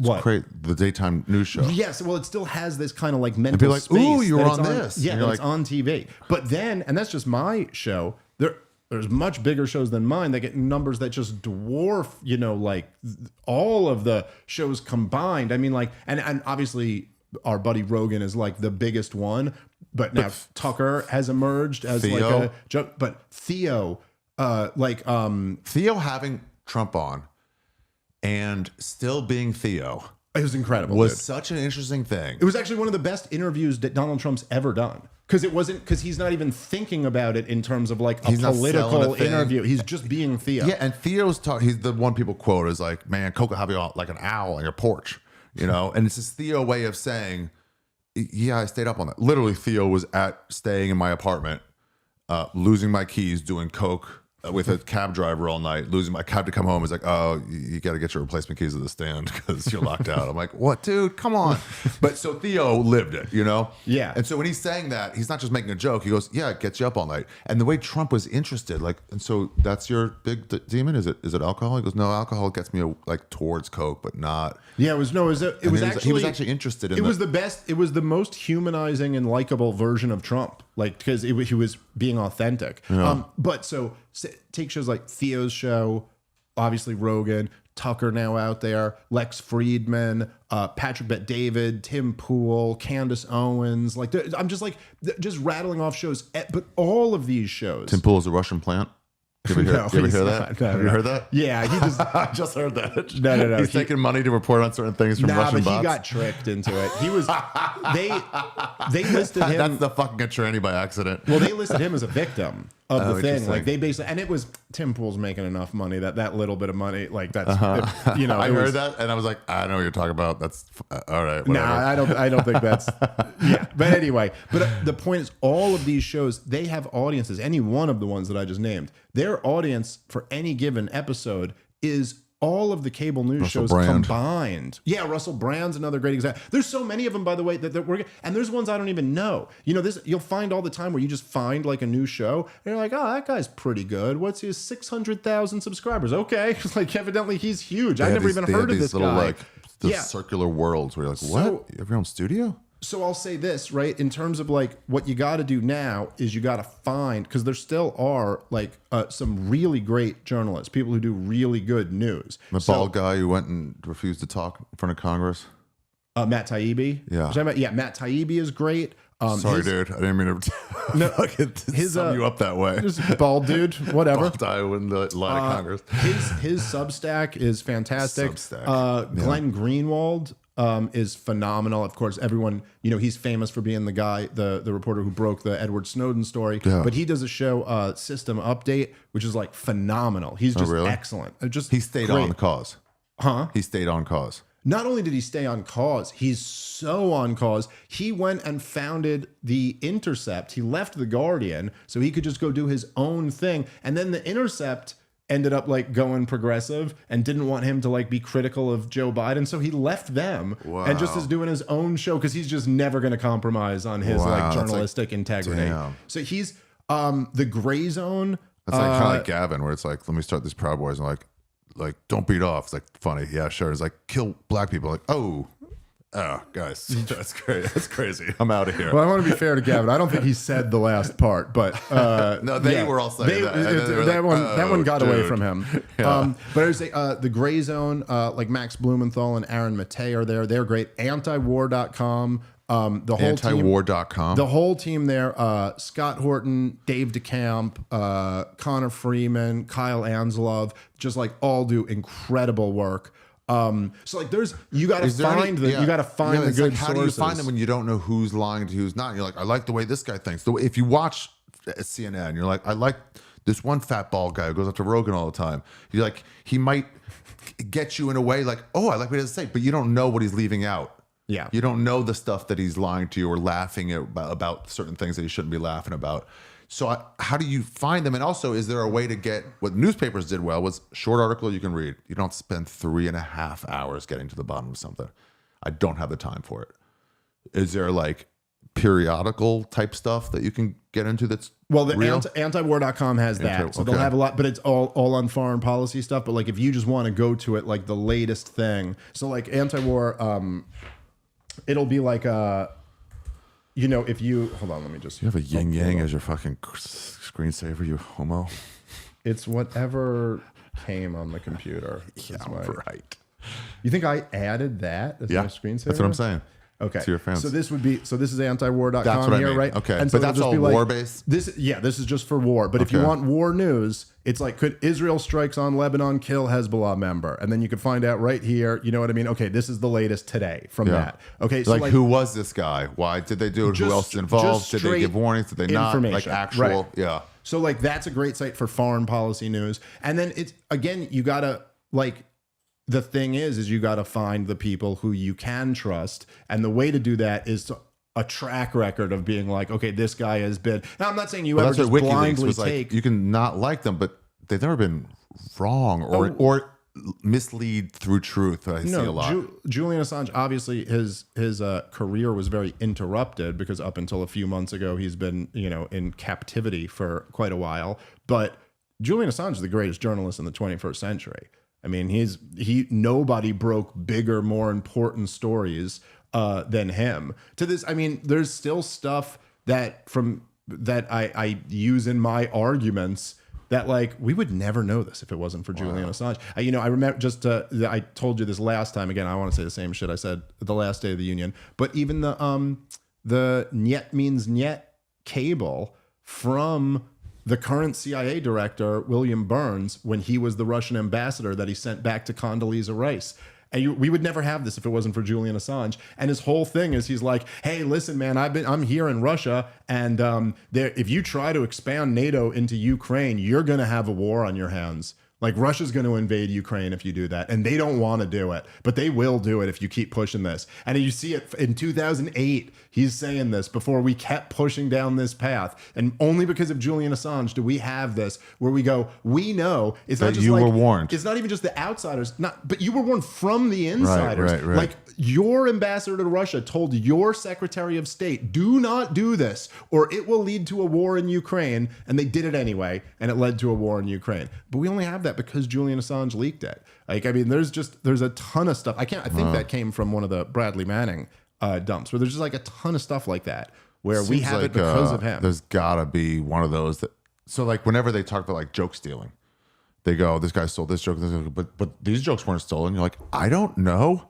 Yeah, right. If they stole 10 jokes, I just don't know all the jokes. I don't know who they worked with in Kansas City 3 weeks ago. Right. Yeah, exactly. How am I supposed to say it wasn't stolen? So, or like if somebody's like trying to get canceled and then somebody's like, no, there's an explanation for this. Like, oh, good. What if that guy wasn't there? What if Tony Hinchcliffe didn't have his whole set that I could post and like, no, see, he's actually is getting laughs. Right. So like, luckily he was recording that one. But if he wasn't, then you're fucked. There's gotta be that yet means yet thing for Taiwan. Where it's like, hey guys, stop fucking with it. They're just not gonna allow you to try to free Taiwan. I gotta think that's out there. Yeah, well, it's funny they have advisors for sure. Yeah, well, that's the thing where Biden fucked up, and this is only because Biden's like a senile old man. But when he said in one interview, this was like a year and a half ago, and he said that or maybe 2 years ago, they said we would militarily defend Taiwan if China invaded.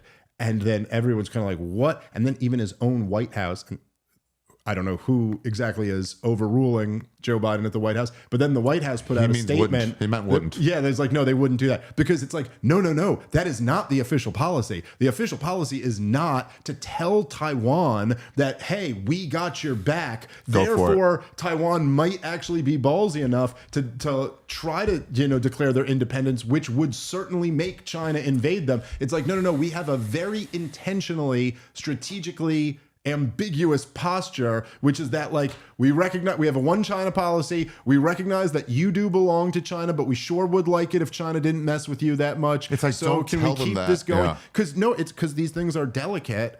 And in fact, the one China policy is actually one of the smarter American foreign policies, where it's just like it's a recognition of reality that it's like, look, we can't defend Taiwan.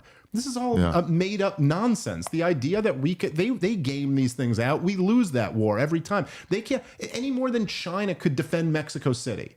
Like if we wanted to take Mexico City, I'm not saying we should take Mexico City, but if we wanted to take it, can China stop us? No, it's too close to us. Yeah. Then what are you going to do? Sail over here and launch a ground invasion against us? That's not happening. With your sails. You sell them as they're that old. Our just Navy. 1400s ships. But you know, we're not reaching Mexico and then we City. just nuke them.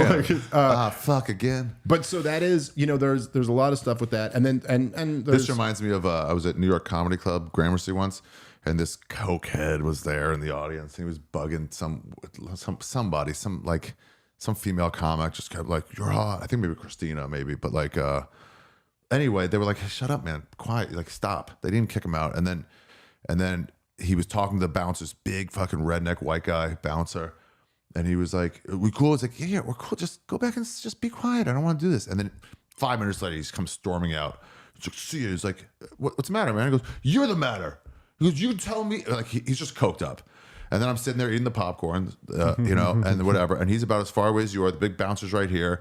And I just took some popcorn and I just like threw it at the guy. And he goes, what the fuck? And he goes, all right, I already been on. He's like, it's funny. I'm like, get the fuck out of here, you loser. He goes, what the fuck? And I'm like, shut the fuck up. And he goes, you wouldn't act like that if the bouncer wasn't there. And I'm like, correct. Yeah, well, I'm not brave. He's in our way. Yeah, well, that's why I'm acting like this. You don't want Taiwan going, oh, really? Listen, man, it's a really good point. It's actually a really good analogy. And it's what could the analogy there you go. The economic term for it is moral hazard, right?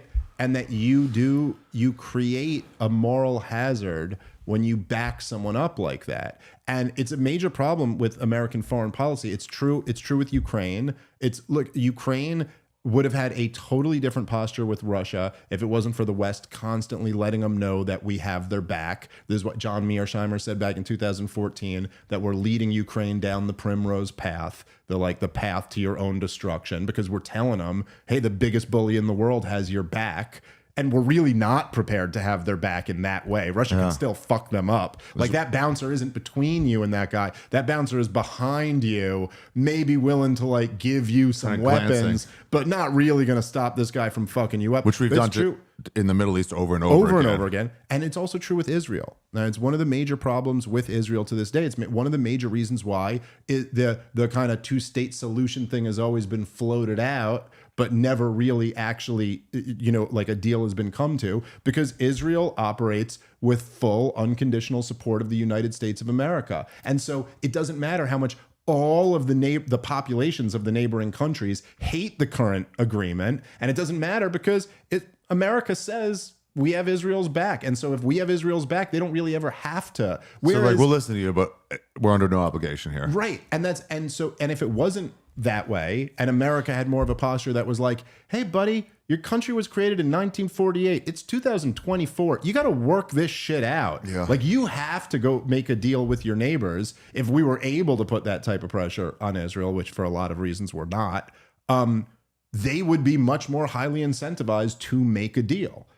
But they haven't been for all of these years. Yeah, a lot of these countries that, I don't know much about this, but that were split up during World War II, World War I, they weren't done being formed. So anytime you see a straight line on a map, you're like, oh, that's a Churchill. Like, it'll be here. But you're like, oh, but we have family members on both sides of this line, and tribes on both sides of this line. Now suddenly we're 2/3 there. So now we're a fucking about to be slaughtered ethnic minority. We should be our own country. And then you see it being solved later. Slovenia, new country.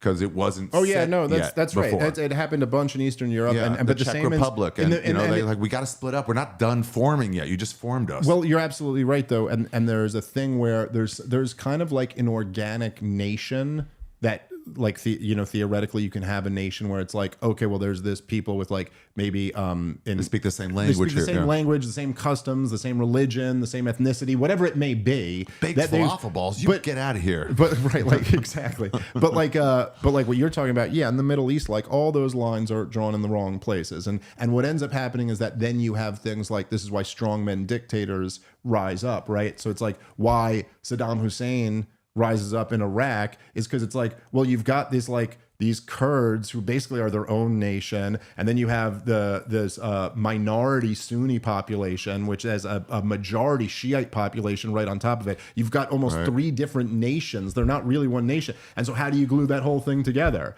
Well, you glue that together with a dictator who goes, it's glued together, I'll shoot you in the head. Oh, yeah, literally what Saddam Hussein used to do is take guys outside in the meeting. Like someone would disagree with him in the meeting and he'd walk him outside and kill him and like come back crazy shit. That's back when America supported Saddam. Can I talk to you here for a second? Yeah, it's just, hey, great point. Should I bring the guns? Like, hey, you leave yours. I got one. Damn. But yeah, man, I mean, there's no question there's a lot of that. And even like, right, Israel itself, it's like the lines, it's one of the interesting things about the whole history is that the lines are totally drawn in arbitrary places, and different religious groups feel like they're entitled to this part or that part. But like even the original UN partition recommendation was just kind of like, I don't know. It's a recommendation. Give the Jews give the Jews this part and give the Arabs this part. Will that make them happy? And then a whole bunch of Arabs who lived in the part they gave to the Jews were like, no, we're not happy with that. You know, and it's yeah. And the Palestinians are like, we're just a bunch of tribes. You've made us a nation.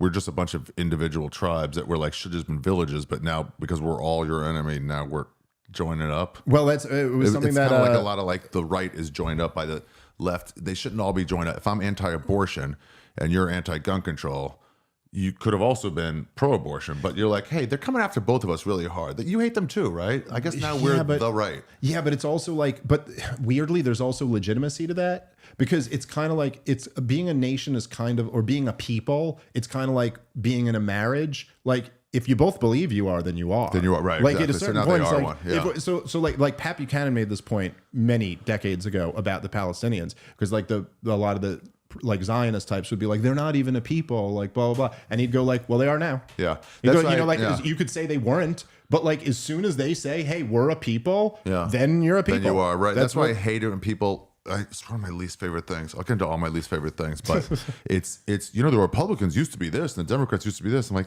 yeah, like 200 years ago, bro. Like, what are you talking about? Right. Yeah, you're not talking about this guy supporting gay marriage and now not, or vice versa. It's like, yeah, it shifted over time. I don't know. The Bucks were bad. Then they won a Super Bowl.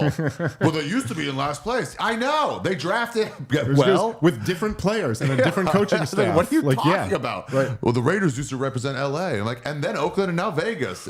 Shut up. Agreed. That and my other thing is like, what if everyone said that? Like my nihilism on Tucker was like, he was like, if everyone said that and didn't vote, then what would happen? I'm like, what if everyone said that about the Army too? Well, I don't want to sign up for the Army. What if everyone said that? Well, then we'd be invaded. Yeah. But it doesn't mean you have to sign up for the Army. It's a ridiculous, like, all or nothing thing. Is this the hill you want to die on? That's another one. It's like, no, it's just an argument I want to have. I don't want to lose my career over this. Like, just have a little argument. I get told that almost every opinion I have. Why are we dying on it? When someone like disagrees with me, they're like, it's a shame. Even what's funny is like, there'll be people who really like my thing, but then I'll hit one issue that they disagree with me on. And that's always the thing. It goes, I used to respect Dave until he decided to die on this hill. Yeah. And I'm like, I'm pretty sure you'll be back next week when I'm just back to saying something you agree with. you just think I'm dying on the hill because you don't disagree with me about this self-important way to talk about it. No, I'm just hiking up a hill. I'm gonna come home. It's not even like there's not even wolves out here. What? And you're like, is that the end of the argument then? Okay. Let's get to racism, anti-Semitism, homophobia, transphobia, all the too good. I heard once that can you grab my water from outside? I got a bubble water, I think, right there. Yeah, it's getting a little hot.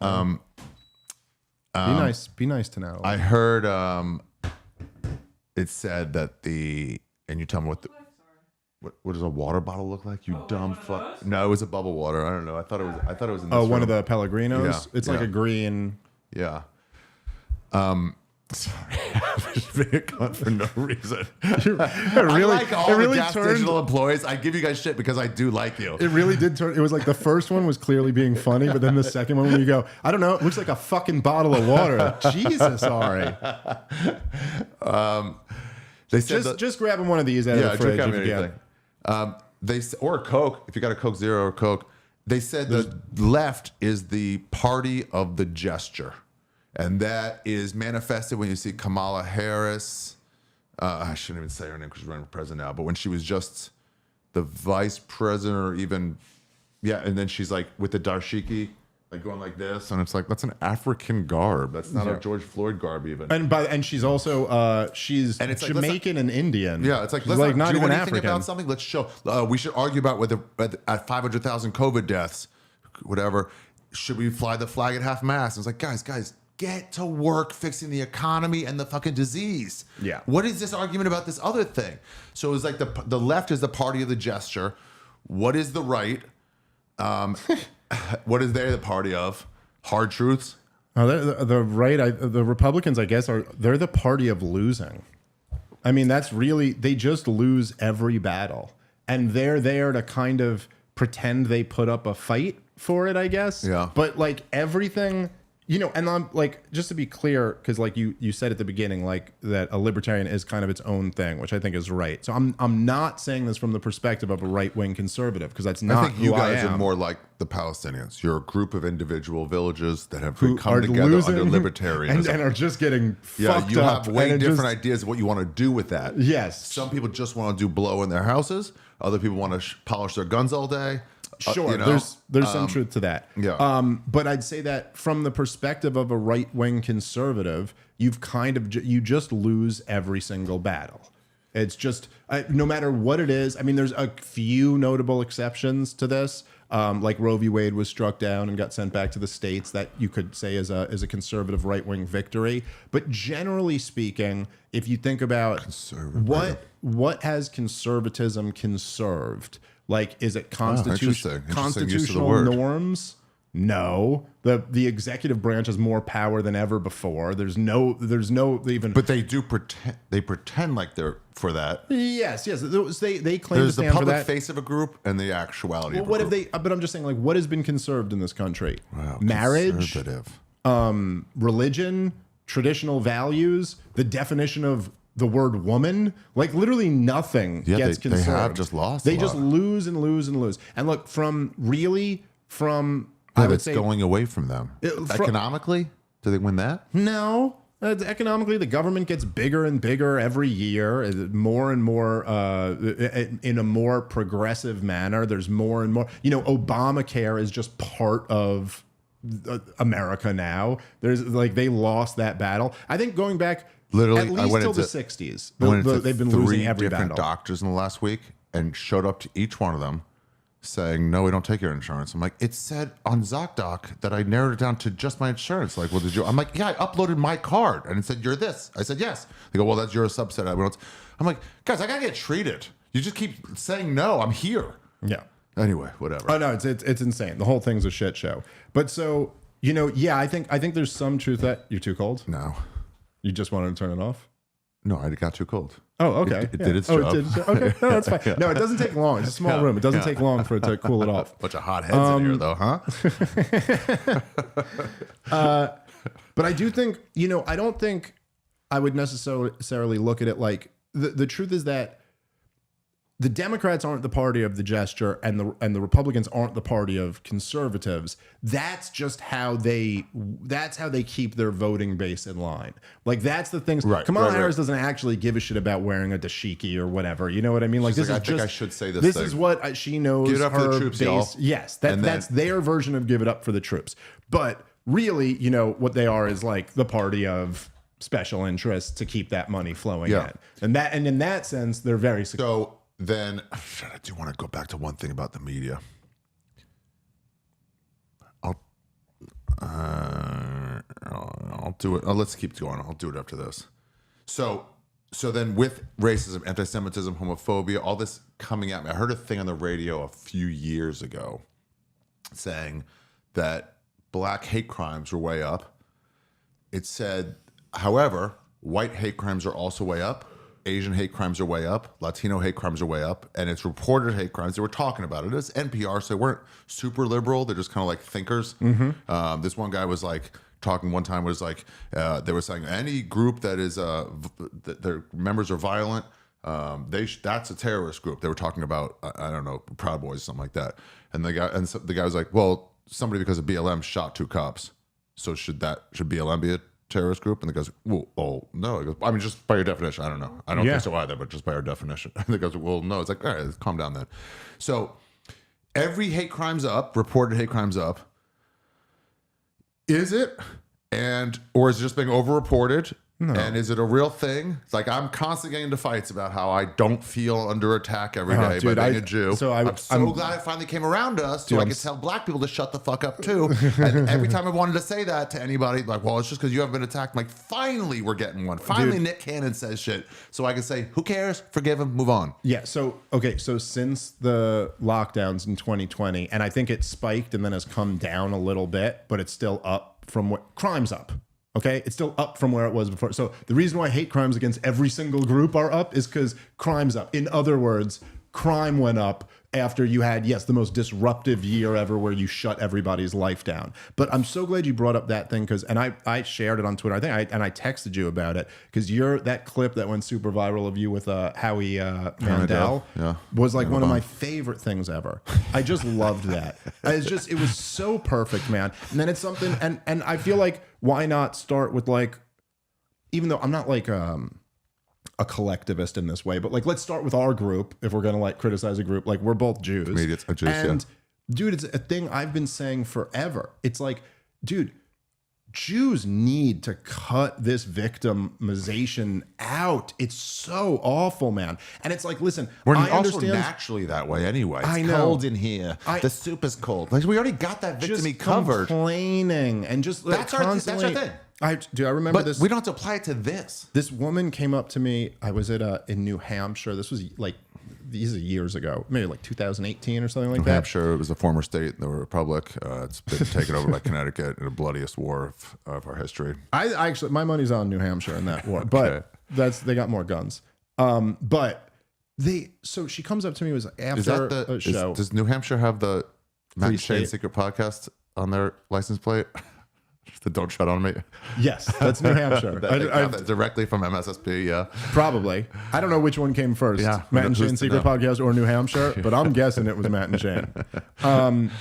So she comes up to me afterward. So I was like, we did like a stand-up show and then a live podcast. And then I was like taking pictures, with people after. It was kind of like a line. She came up and she asked me, and she was like, she was older than me.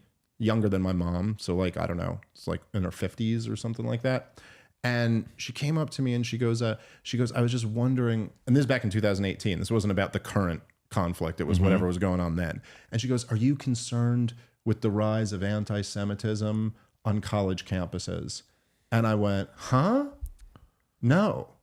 And I go, what are you even talking about? And she goes, well, there was an incident where in so-and-so where a professor said something to a Jewish student or something. And I go, oh, if you're telling me like someone was a jerk somewhere once, like I'm sure that happened. But I was like, overall, no. And honestly, I think we Jews should all stop talking like that. Like, it's just not helpful. And now I understand Howie Mandel is like a germaphobe and he's a person who lives in like a constant paranoid state. That's an issue. By the way, no shame on Howie. No. He just has a By the way, I don't know him, but like I'm a fan. I like the guy and stuff. Like I'm not, it's not anything against him. I'm just saying it's much bigger than him. There's this thing where, look, I don't like this out of any group. I don't think it's good. But specifically with Jewish people, I've always had this attitude like my entire life. And part of it is like, so my grandfather was born in Nazi Germany. My mother was his kid.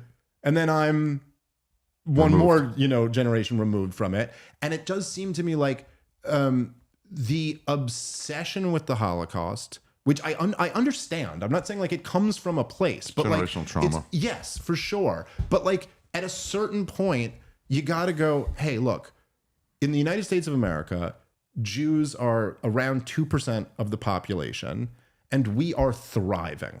We're doing really, really well. I personally grown up my entire life in this country, and I have never once at all had one obstacle put in my way because I was Jewish. There's never been one thing personally, professionally, socially, never once has anything, and I'm not counting something like someone called me a Jew on Twitter or something like that. I'm saying like anything in my life where it was like, oh, I couldn't get this job. I couldn't excel in this way. I couldn't do what I love with my life. I couldn't marry the person I want to marry. I couldn't go to a certain place. Someone was physically hurt by it? Nothing like that. And like even the little bit of like, say, that predated us, like in the previous generation, maybe there would have been certain like country clubs you couldn't join if you were Jew. I never even had one of those. All that was gone by the time I came around. So it's not even like Jews in America are not even like a struggling minority who are bitching about their success. We're a thriving minority, totally overrepresented in many of the most influential parts of the country. And I just think that it's like, my thing is always like, hey, look, my grandfather grew up in a country that was very hostile to Jews just for being Jews. Like even before, I mean, he got out in 1938. So he got out before like they went genocidal, but like after it was pretty bad. Like after it was already like they'd already seized his business. He had family members who like died before he got out and stuff, like real awful shit. But then he came to this country where I have faced no obstacle ever. So explain to me, how is my default position not supposed to be just gratitude to my country? What a great thing it is to be in this country, at least as a Jew or whatever, you know? I saw a line of refugees in my neighborhood. They were there, Western African refugees. They showed up one day. I thought it was a casting call because it was a line around 2 blocks of black people. And then they were there every day. And you get to talking to them after a while. They don't all speak English. Where is this? East Village. In the East Village? Yeah, right next to my house. And or near Gas Digital too. And then it's like, well, what is this? We're all kind of talking about it. I was like, we all got kind of worried. They're like, is this crime? Like, they're not American black. And I was talking to one of them. He's like, where are you from? And a lot of them don't speak English. It was like Mauritania. And you're like, why are you here? He goes, I spoke out. I shouldn't have spoken out. And then I had to leave in the middle of the night. And so I had money. I just have no money now. But when they saw snow, they were all taking pictures and sending to their parents. They're like, wow. And they're sleeping on it. But they're like, no one's coming to disappear me tonight. Yeah. You know, they were happy being here in this way freer place. Yeah, we should all be thankful. Like, look how great it is compared to what my dad went through. Well, look, and specifically, again, just for Jews, like, and again, this is stuff I've said for years. It's kind of, in a weird way, it's more controversial over this last year to say it because, you know, with the whole war, which we should really get into that, like the whole war over there. But that I've said forever that it's like, look, man, I'm not downplaying how terrible the Holocaust was or how terrible pogroms in Eastern Europe were before that. But Jews do, again, whenever you speak in terms of groups, I'm painting with a broad brush. There are exceptions to this, obviously. But generally speaking, Jews do have to kind of like get over this attitude that you have a monopoly on past suffering. I mean, like, even something like the Nazis or even like World War II. It's like, what is it, 70 million people died in World War II? It wasn't just Jews who died there. It's like lots of people got. It's different though, because it wasn't like a targeted. So like when it's a drive-by shooting or it's like somebody got killed, you know, whatever. It's like it doesn't affect. It affects people way more than just like you stepped in front of a bus by accident and got killed. Like, yeah, but I'm saying, but that's not exactly the analogy to World War II. Stalin's army raped their way from Russia to Germany. Those people who got caught up in the middle of that were every bit as much victims as Jews who got thrown into death camps. There were ethnic. First, the Germans. The ethnic cleansing is what gets people. Well, sure, but I'm saying Germans were ethnically cleansed after the war. They got all types of mistreatment. The Germans who were left under what became Soviet territory were horrifically mistreated. Many of them killed. Many of them ethnically cleansed. Just for being German. Just for being German. For having the crime of speaking the same language as the people in the country who got taken over by the Nazis or whatever. And then there was also there was lots of other people who Hitler, like gypsies and the mentally disabled and Slavs and like all types of like other people who they all. It's just I'm not saying, but lots of people got fucked up. By the way, and this is what's the controversial thing to say, which my buddy Darryl Cooper found out over the last week or so, and some people have found out. But also, there are people in Dresden, people in Tokyo, people in Hiroshima or Nagasaki who also just got totally fucked up, just slaughtered for the crime of being in the wrong place, living under the wrong totalitarian government, which they were more of a direct victim of than the people across the world who were bombing them. Yeah. And like, all I'm saying is that I'm not saying you can't remember like horrible things that have happened to you in the past. And I understand the kind of never forget, you want to keep that alive, but you can't like obsessively live as a victim and then put it on everybody else that you have to appreciate my special victim status. It's bullshit when black people do it, when Hispanics do it. And those groups, at least in America, are actually struggling. Like they could actually point to something and go, look, our people are living in these difficult conditions. Jews just have none of that. Well, it is real similar though, because when like you hear like pretty much every cop shoots every black person, you're like, well, that's not a healthy way to think it. And No, also it's not right. my reality, and it's not the black people I know's reality. It's not reality at all. So, but you're living also, that way. like you said, it's also just not helpful. It's Right. not good for you to think And this then when way. you're like, well, sure, but until it's too late. And you're like, well, if you really thought it was too late. So somebody said this about Trump, and they're like, if the Democrats, this was like right after the Biden debate, if the Democrats legitimately, the ones in power, thought that Donald Trump was an existential threat to existence. Mm-hmm. After that Biden debate, they'd be like, hey, I don't give a fuck. Get rid of him. Impeach him right now.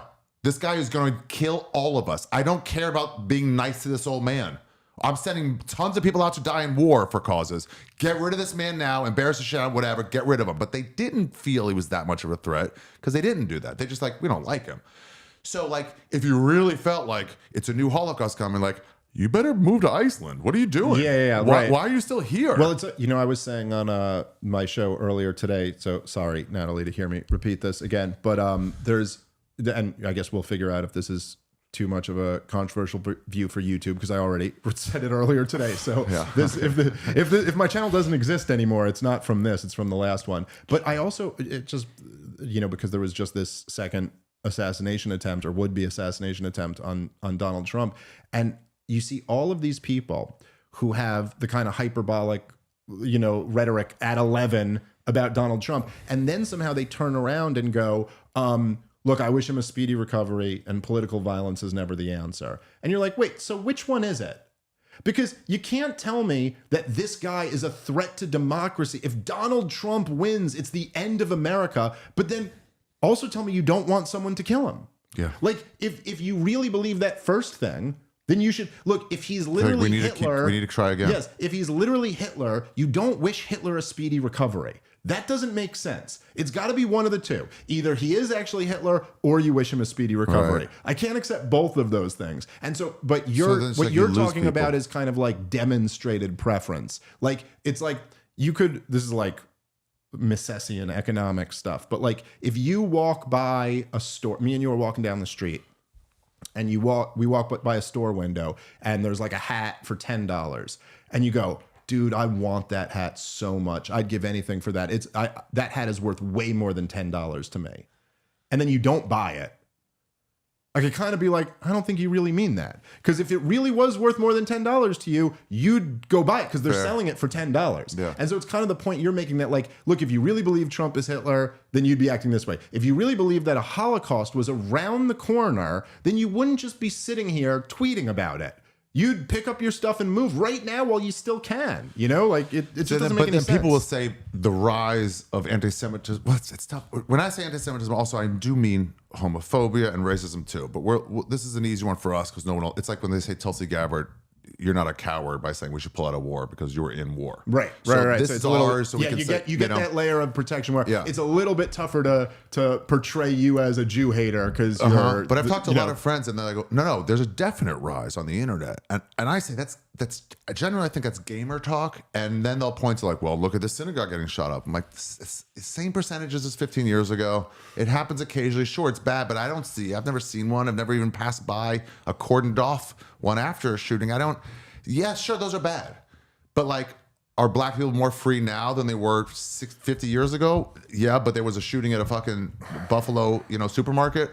Yeah, but those aren't mutually exclusive. Right, so right. They talked about this rise of anti-Semitism on the internet, and they go, it's a real rise.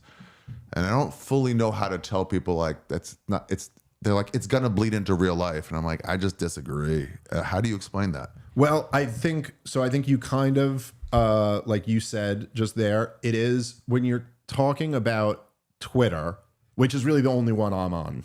Like I have an Instagram, but I don't run it. I run my Twitter, but that's like the only social media I'm really engaged in. I can't afford to spend any more time. Negative one. Yeah, but I enjoy it. Yeah, it works well for me. Okay.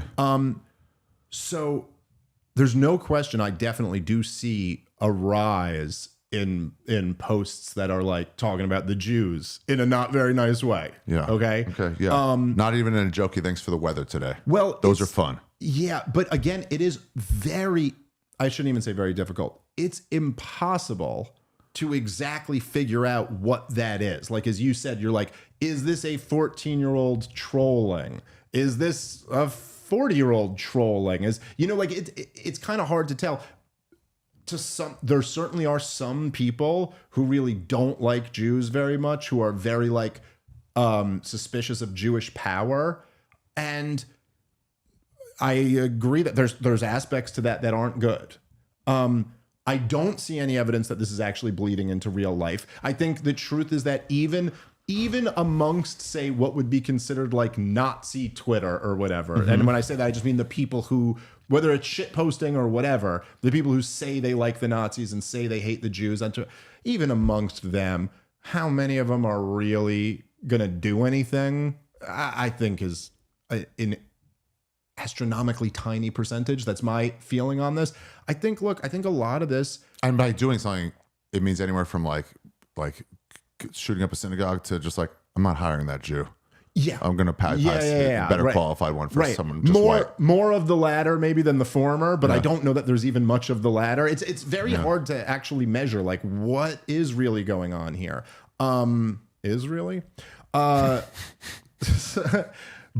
I do think that like it seems pretty clear to me that a lot of this has been a response to the war that's been going on for nearly a full fucking year now. Yeah, but it started up yes, true. Well, this is when it really ramped let people up. come out, but it started a little bit. Let's say the Kanye and the Kyrie Irving stuff was well before it, not well before it, but before it. And then people were like, oh, there was a sharp rise then.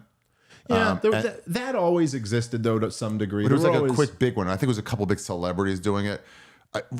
I get sent a lot of these like the Talmud says this stuff, and Rogan I was like, hey, but I've looked through these before. I've actually looked them up. They're always intentional slight misquotes to make it seem like something really bad, and of all the or complete lack of context, so it's not really talking about that. Of all the stuff that people who don't like Jews harp on, the Talmud stuff is the weakest argument, because the fact is Jews that don't even follow Talmud anymore. Well, like, first off, the overwhelming majority of Jews, like myself, have never read it, don't follow it. It plays no role in their life whatsoever. Amongst Orthodox Jews, not even all of them follow the Talmud. And then the ones who do will tell you that it's like a full-time job to interpret it and understand what it means. And almost all of those things where, like they'll be like, it says that you're allowed to rape a 9-year-old. It says that Goyim's lives don't mean anything. It's like, no. If you actually go listen to the Orthodox Jews who actually know how to interpret this and look at it, it's like, that's not actually what they were saying at all. Yeah. It's very weird. It's such a Jewy thing, but it's very weird because the whole thing is written in like sarcastic rabbi talk. Like if you're outside of that culture, and I'm not even really inside it, but I know enough, you don't really get it. That's not what they mean. It's just not what they're doing. Yeah. Now, what people will point to is that, and where I think there is a legitimate conversation to be had, is that, look, there is a disproportionate amount of Jewish people in certain areas, and say neoconservatives, in the media in general, in banking, and like in a lot of these areas that are fairly destructive to the country. And there's a lot of Jews there, and their Jewish identity does play a role oftentimes in the positions that they take. Now, the problem is when you try to extrapolate that to have something against like Barry the dentist who lives up the road from us here, when he has nothing to do with any of that shit. And I got to say, from my perspective, a lot of it is just that it's that base human instinct to be tribal and find the out group and blame the out group for your problems. However, there is something to be said for the fact that, like, say the neoconservatives, right, who were disproportionately Jewish. Not all of them are, a lot of them aren't, but a lot of them are. And the fact that they want to fight all of these wars that are beneficial to Israel is not a coincidence. Like, it's a part of their Jewish identity and them wanting to protect Israel. And so that, I think, it's not is just a friendly place in the Middle East. It's like, no, it's there's a connection there. You still feel it too. Where it's like, oh, we're raised with a connection to that place. And so that, I think, is totally legitimate to criticize. And what does end up happening is that often, if like American non-Jews make legitimate criticisms of that, they get labeled as anti-Semitic and hateful. And that's so fucked up. Because, like, if you're an American and you're a taxpayer and Israel is our welfare state that gets $3 billion a year, 20-something billion dollars a year this year, then you as an American citizen how much does Palestine get? Nothing like that. Yeah, but a lot. Yeah, but not the same time. It's totally different. Humanitarian aid versus weaponry to make the other side need humanitarian aid are not the same type of, funding. But regardless, if you're an American citizen and there's a country that gets welfare from you and you're not allowed to criticize that or the policy, and you get labeled as hateful for doing that, that's fucked up. But here's the weird thing. It's not in a vacuum. So when the what do they call the radical left and the radical right end up speaking for the moderate left and moderate right. So the moderate left looks at the radical right and goes, this is what you guys believe. The moderate right looks at the radical left of like, every man with a vagina is coming for your baby. It's like guys, you're letting them speak for you. So when you go, for the record, better than a chick with a dick coming for your baby. If one of them's coming for your baby, you take that man with a vagina. And if you want to go after Israel's policy on something, there is then those people going, you hate Jews, right? But at the same time, you'll have people going, I'm going after Israel, and then do start going, it's all the Jews. So it doesn't exist in a vacuum. Right, you get people who start to just, friends of ours who start to fucking hate this Israeli war, and they go fully into just fucking hating Jews. Oh, has he? Yeah. Really? And it's wild because they go, well, who's coming after me, telling me to be quiet? It's the Jews. So you just broaden that to this, like, but I think it's all online. Those guys are never going to say anything to me, fuck you, Jew. Not even that much in person, but they do start adding that in. So it becomes part of it. I've watched that happen with like several people I know who basically essentially started with making really reasonable points, and then they got labeled a Nazi, and then at a certain point we're like, fine, I am fuck you, I'm a Nazi. And look, so it was Curtis Yarvin who said this once. I thought it was really well said. That he was basically like, well, look, if the kind of like progressive establishment has this worldview that you're either lockstep with us or you're a Nazi, and you end up being like, well, fuck you, then I'll be a Nazi. He's like, you understand, you've still conceded their worldview. Like, you're really just reinforcing it because you've essentially agreed that the only options are to be like a woke progressive or a Nazi. And that, so anyway, so to your point, there's no question that happens. I kind of look at it like, okay, if there's like, let's say there's a neighborhood and there's like a real problem with black crime in that neighborhood. This is hypothetical, doesn't exist in the real world, but let's just say there was a real problem with black crime in a neighborhood. And black people are running around and they're just randomly beating the shit out of white people. Okay. It's maybe of the black population in that area, it's only like a couple percentage of the black people who are doing this, but this is happening all the time. There's probably going to be a rise in anti-black sentiment. You know what I mean? Now, it is true that it's totally unfair to blame a black dude in that area who wasn't beating people up. Right. And he's like, I don't know, dude, I'm over here.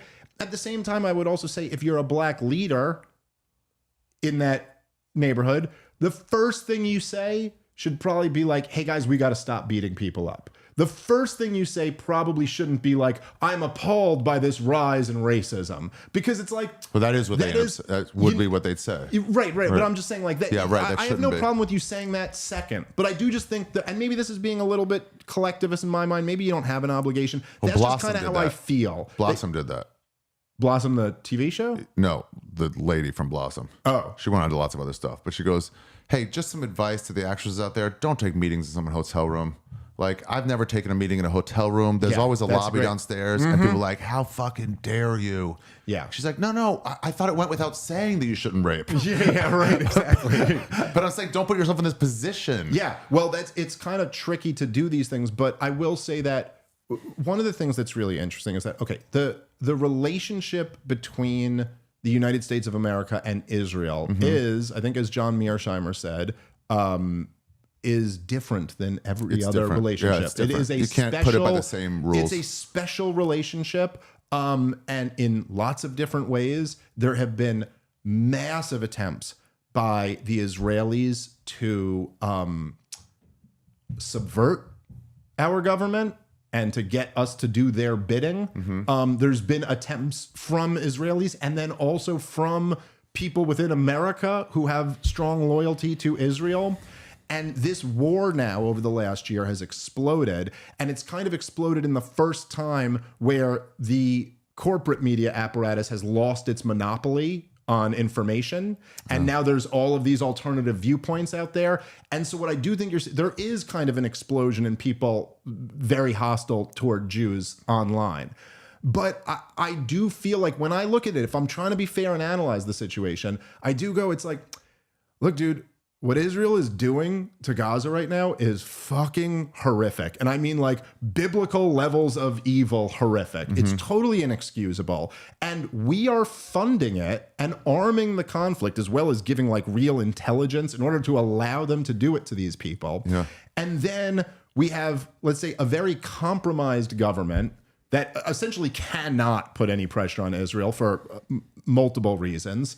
And then all the people who stand up and like are against it get viciously smeared, no matter where you are. Like you could be the most reasonable person criticizing Israel, you still get called all these names. But also, I get called a self-hating Jew and a Nazi and all this shit every day. But hold on, sorry, just 1 second. At the same time, if you go the other way, you also get viciously smeared. Oh yeah. Oh no question about that. I've run into like a Osama. No, it wasn't him, but it's somebody, you run into like an Arab descendant comic.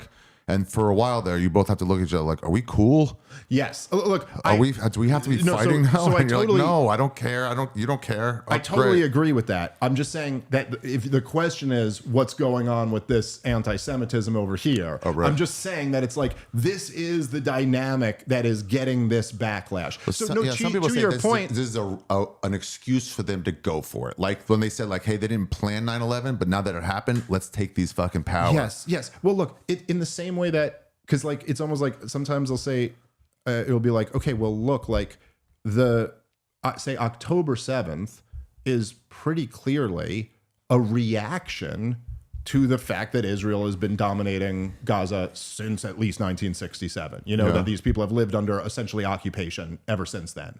And then people will be like, they'll be like, oh, okay, well then the current war is just a reaction to October 7th. And you're like, yeah, obviously. Yeah.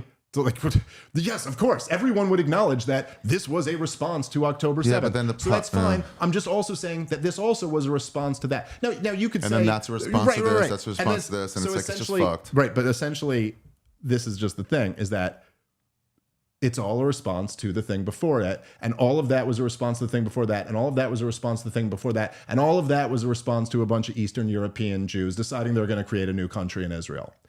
And well, no, I got to stop you on that. In the 1920s, before any talk of a country, when they were going, they were also being attacked by neighboring because villages. that was in the period where a bunch of Jews from Eastern Europe were trying to create a new country in this area. 1919. It was just like, this is all post-Zionism, though. I'm saying like all of these things you could look at, and look, even if you want to say the big Arab uprising in the 1920s or whatever, like a huge part of that was because that you had this migration in from Eastern Europe of all of these people who were very openly talking about how they were going to create their state here, and were already kicking a whole bunch of Arabs out of their homes. Listen, I'm not saying, by the way, like all the Zionists were bad or all the Arabs are good or anything like that. Yeah, but what Jordan did to the Palestinians is like was crazy for generations and generations. Yeah, Jordan they occupied the West Bank from 1948 to 1967. Egypt occupied Gaza no voting rights from that same period. Yeah. No, listen. Like, here's what strikes me sometimes when they call Trump a Nazi or the the biggest problem. It's like certain words are like you call Trump a fascist, and yet Biden is doing business with actual fascists who say we are fascists, we're China, we're fascist. So you're doing business with that. So certain things catch me as a fucking. It's like yeah, but No. Words like genocide. And then you have to look up. I'm not making a claim of genocide. Yeah, I mean, I'm saying what Israel's doing to Gaza is horrible. Yeah, I wouldn't call it at genocide. Like, they won't let him leave, and there's like, no, Egypt won't let him in. And you're like, oh, it's like this idea that every Arab is beautiful and pure. And then just the Jews doing it's like it's a wild area. Yeah, any type of like black and white explanation like that is always missing a ton of the nuance of it. But I do think that like if you look at kind of listen, by the way, even to your point about Jordan, even there was a lot of nuance because essentially what happened, right, was that in 48 when the state of Israel was created, there's about 750,000 Palestinians were ethnically cleansed / relocated / not allowed to return to where they lived in Israel. And a ton of them ended up in Jordan to the point that Jordan was, I'd have to check the demographics over time, but they were close to majority Palestinian. No, it was majority Palestinian. I think it actually no maybe voting was. rights. Yeah, but the thing is, you have to understand that Jordan, in some sense, kind of had their arms tied because if they had given voting rights to all of the Palestinians, they just give up their government. They give up their whole thing. This was a different group of people who did. So anyway, I'm not saying, but I'm not defending Jordan or anything. Just deeper. I was on Ron and Fez all a long time all ago. of it is very and somebody complicated. goes, here's the problem there. I'm like, you're already wrong if you're saying problem singular. Well, it's so crazy. So I talked to some Israelis yesterday, comics, walking by the cellar. And I was like, how's the, what's the vibe now? And they go, oh, you mean like the news? Like, don't believe the news. It's overblown. I mean, people are still at the beach in Gaza. This idea that it's like all this horrific thing. It's like it's not quite that. It's like my friends in Austin, like New York's a war zone, huh? And I'm like, guys, relax. Well, I walk home every night. But even in a war zone, I remember this coming up in the war in Ukraine when someone like and I'm a big critic of the war in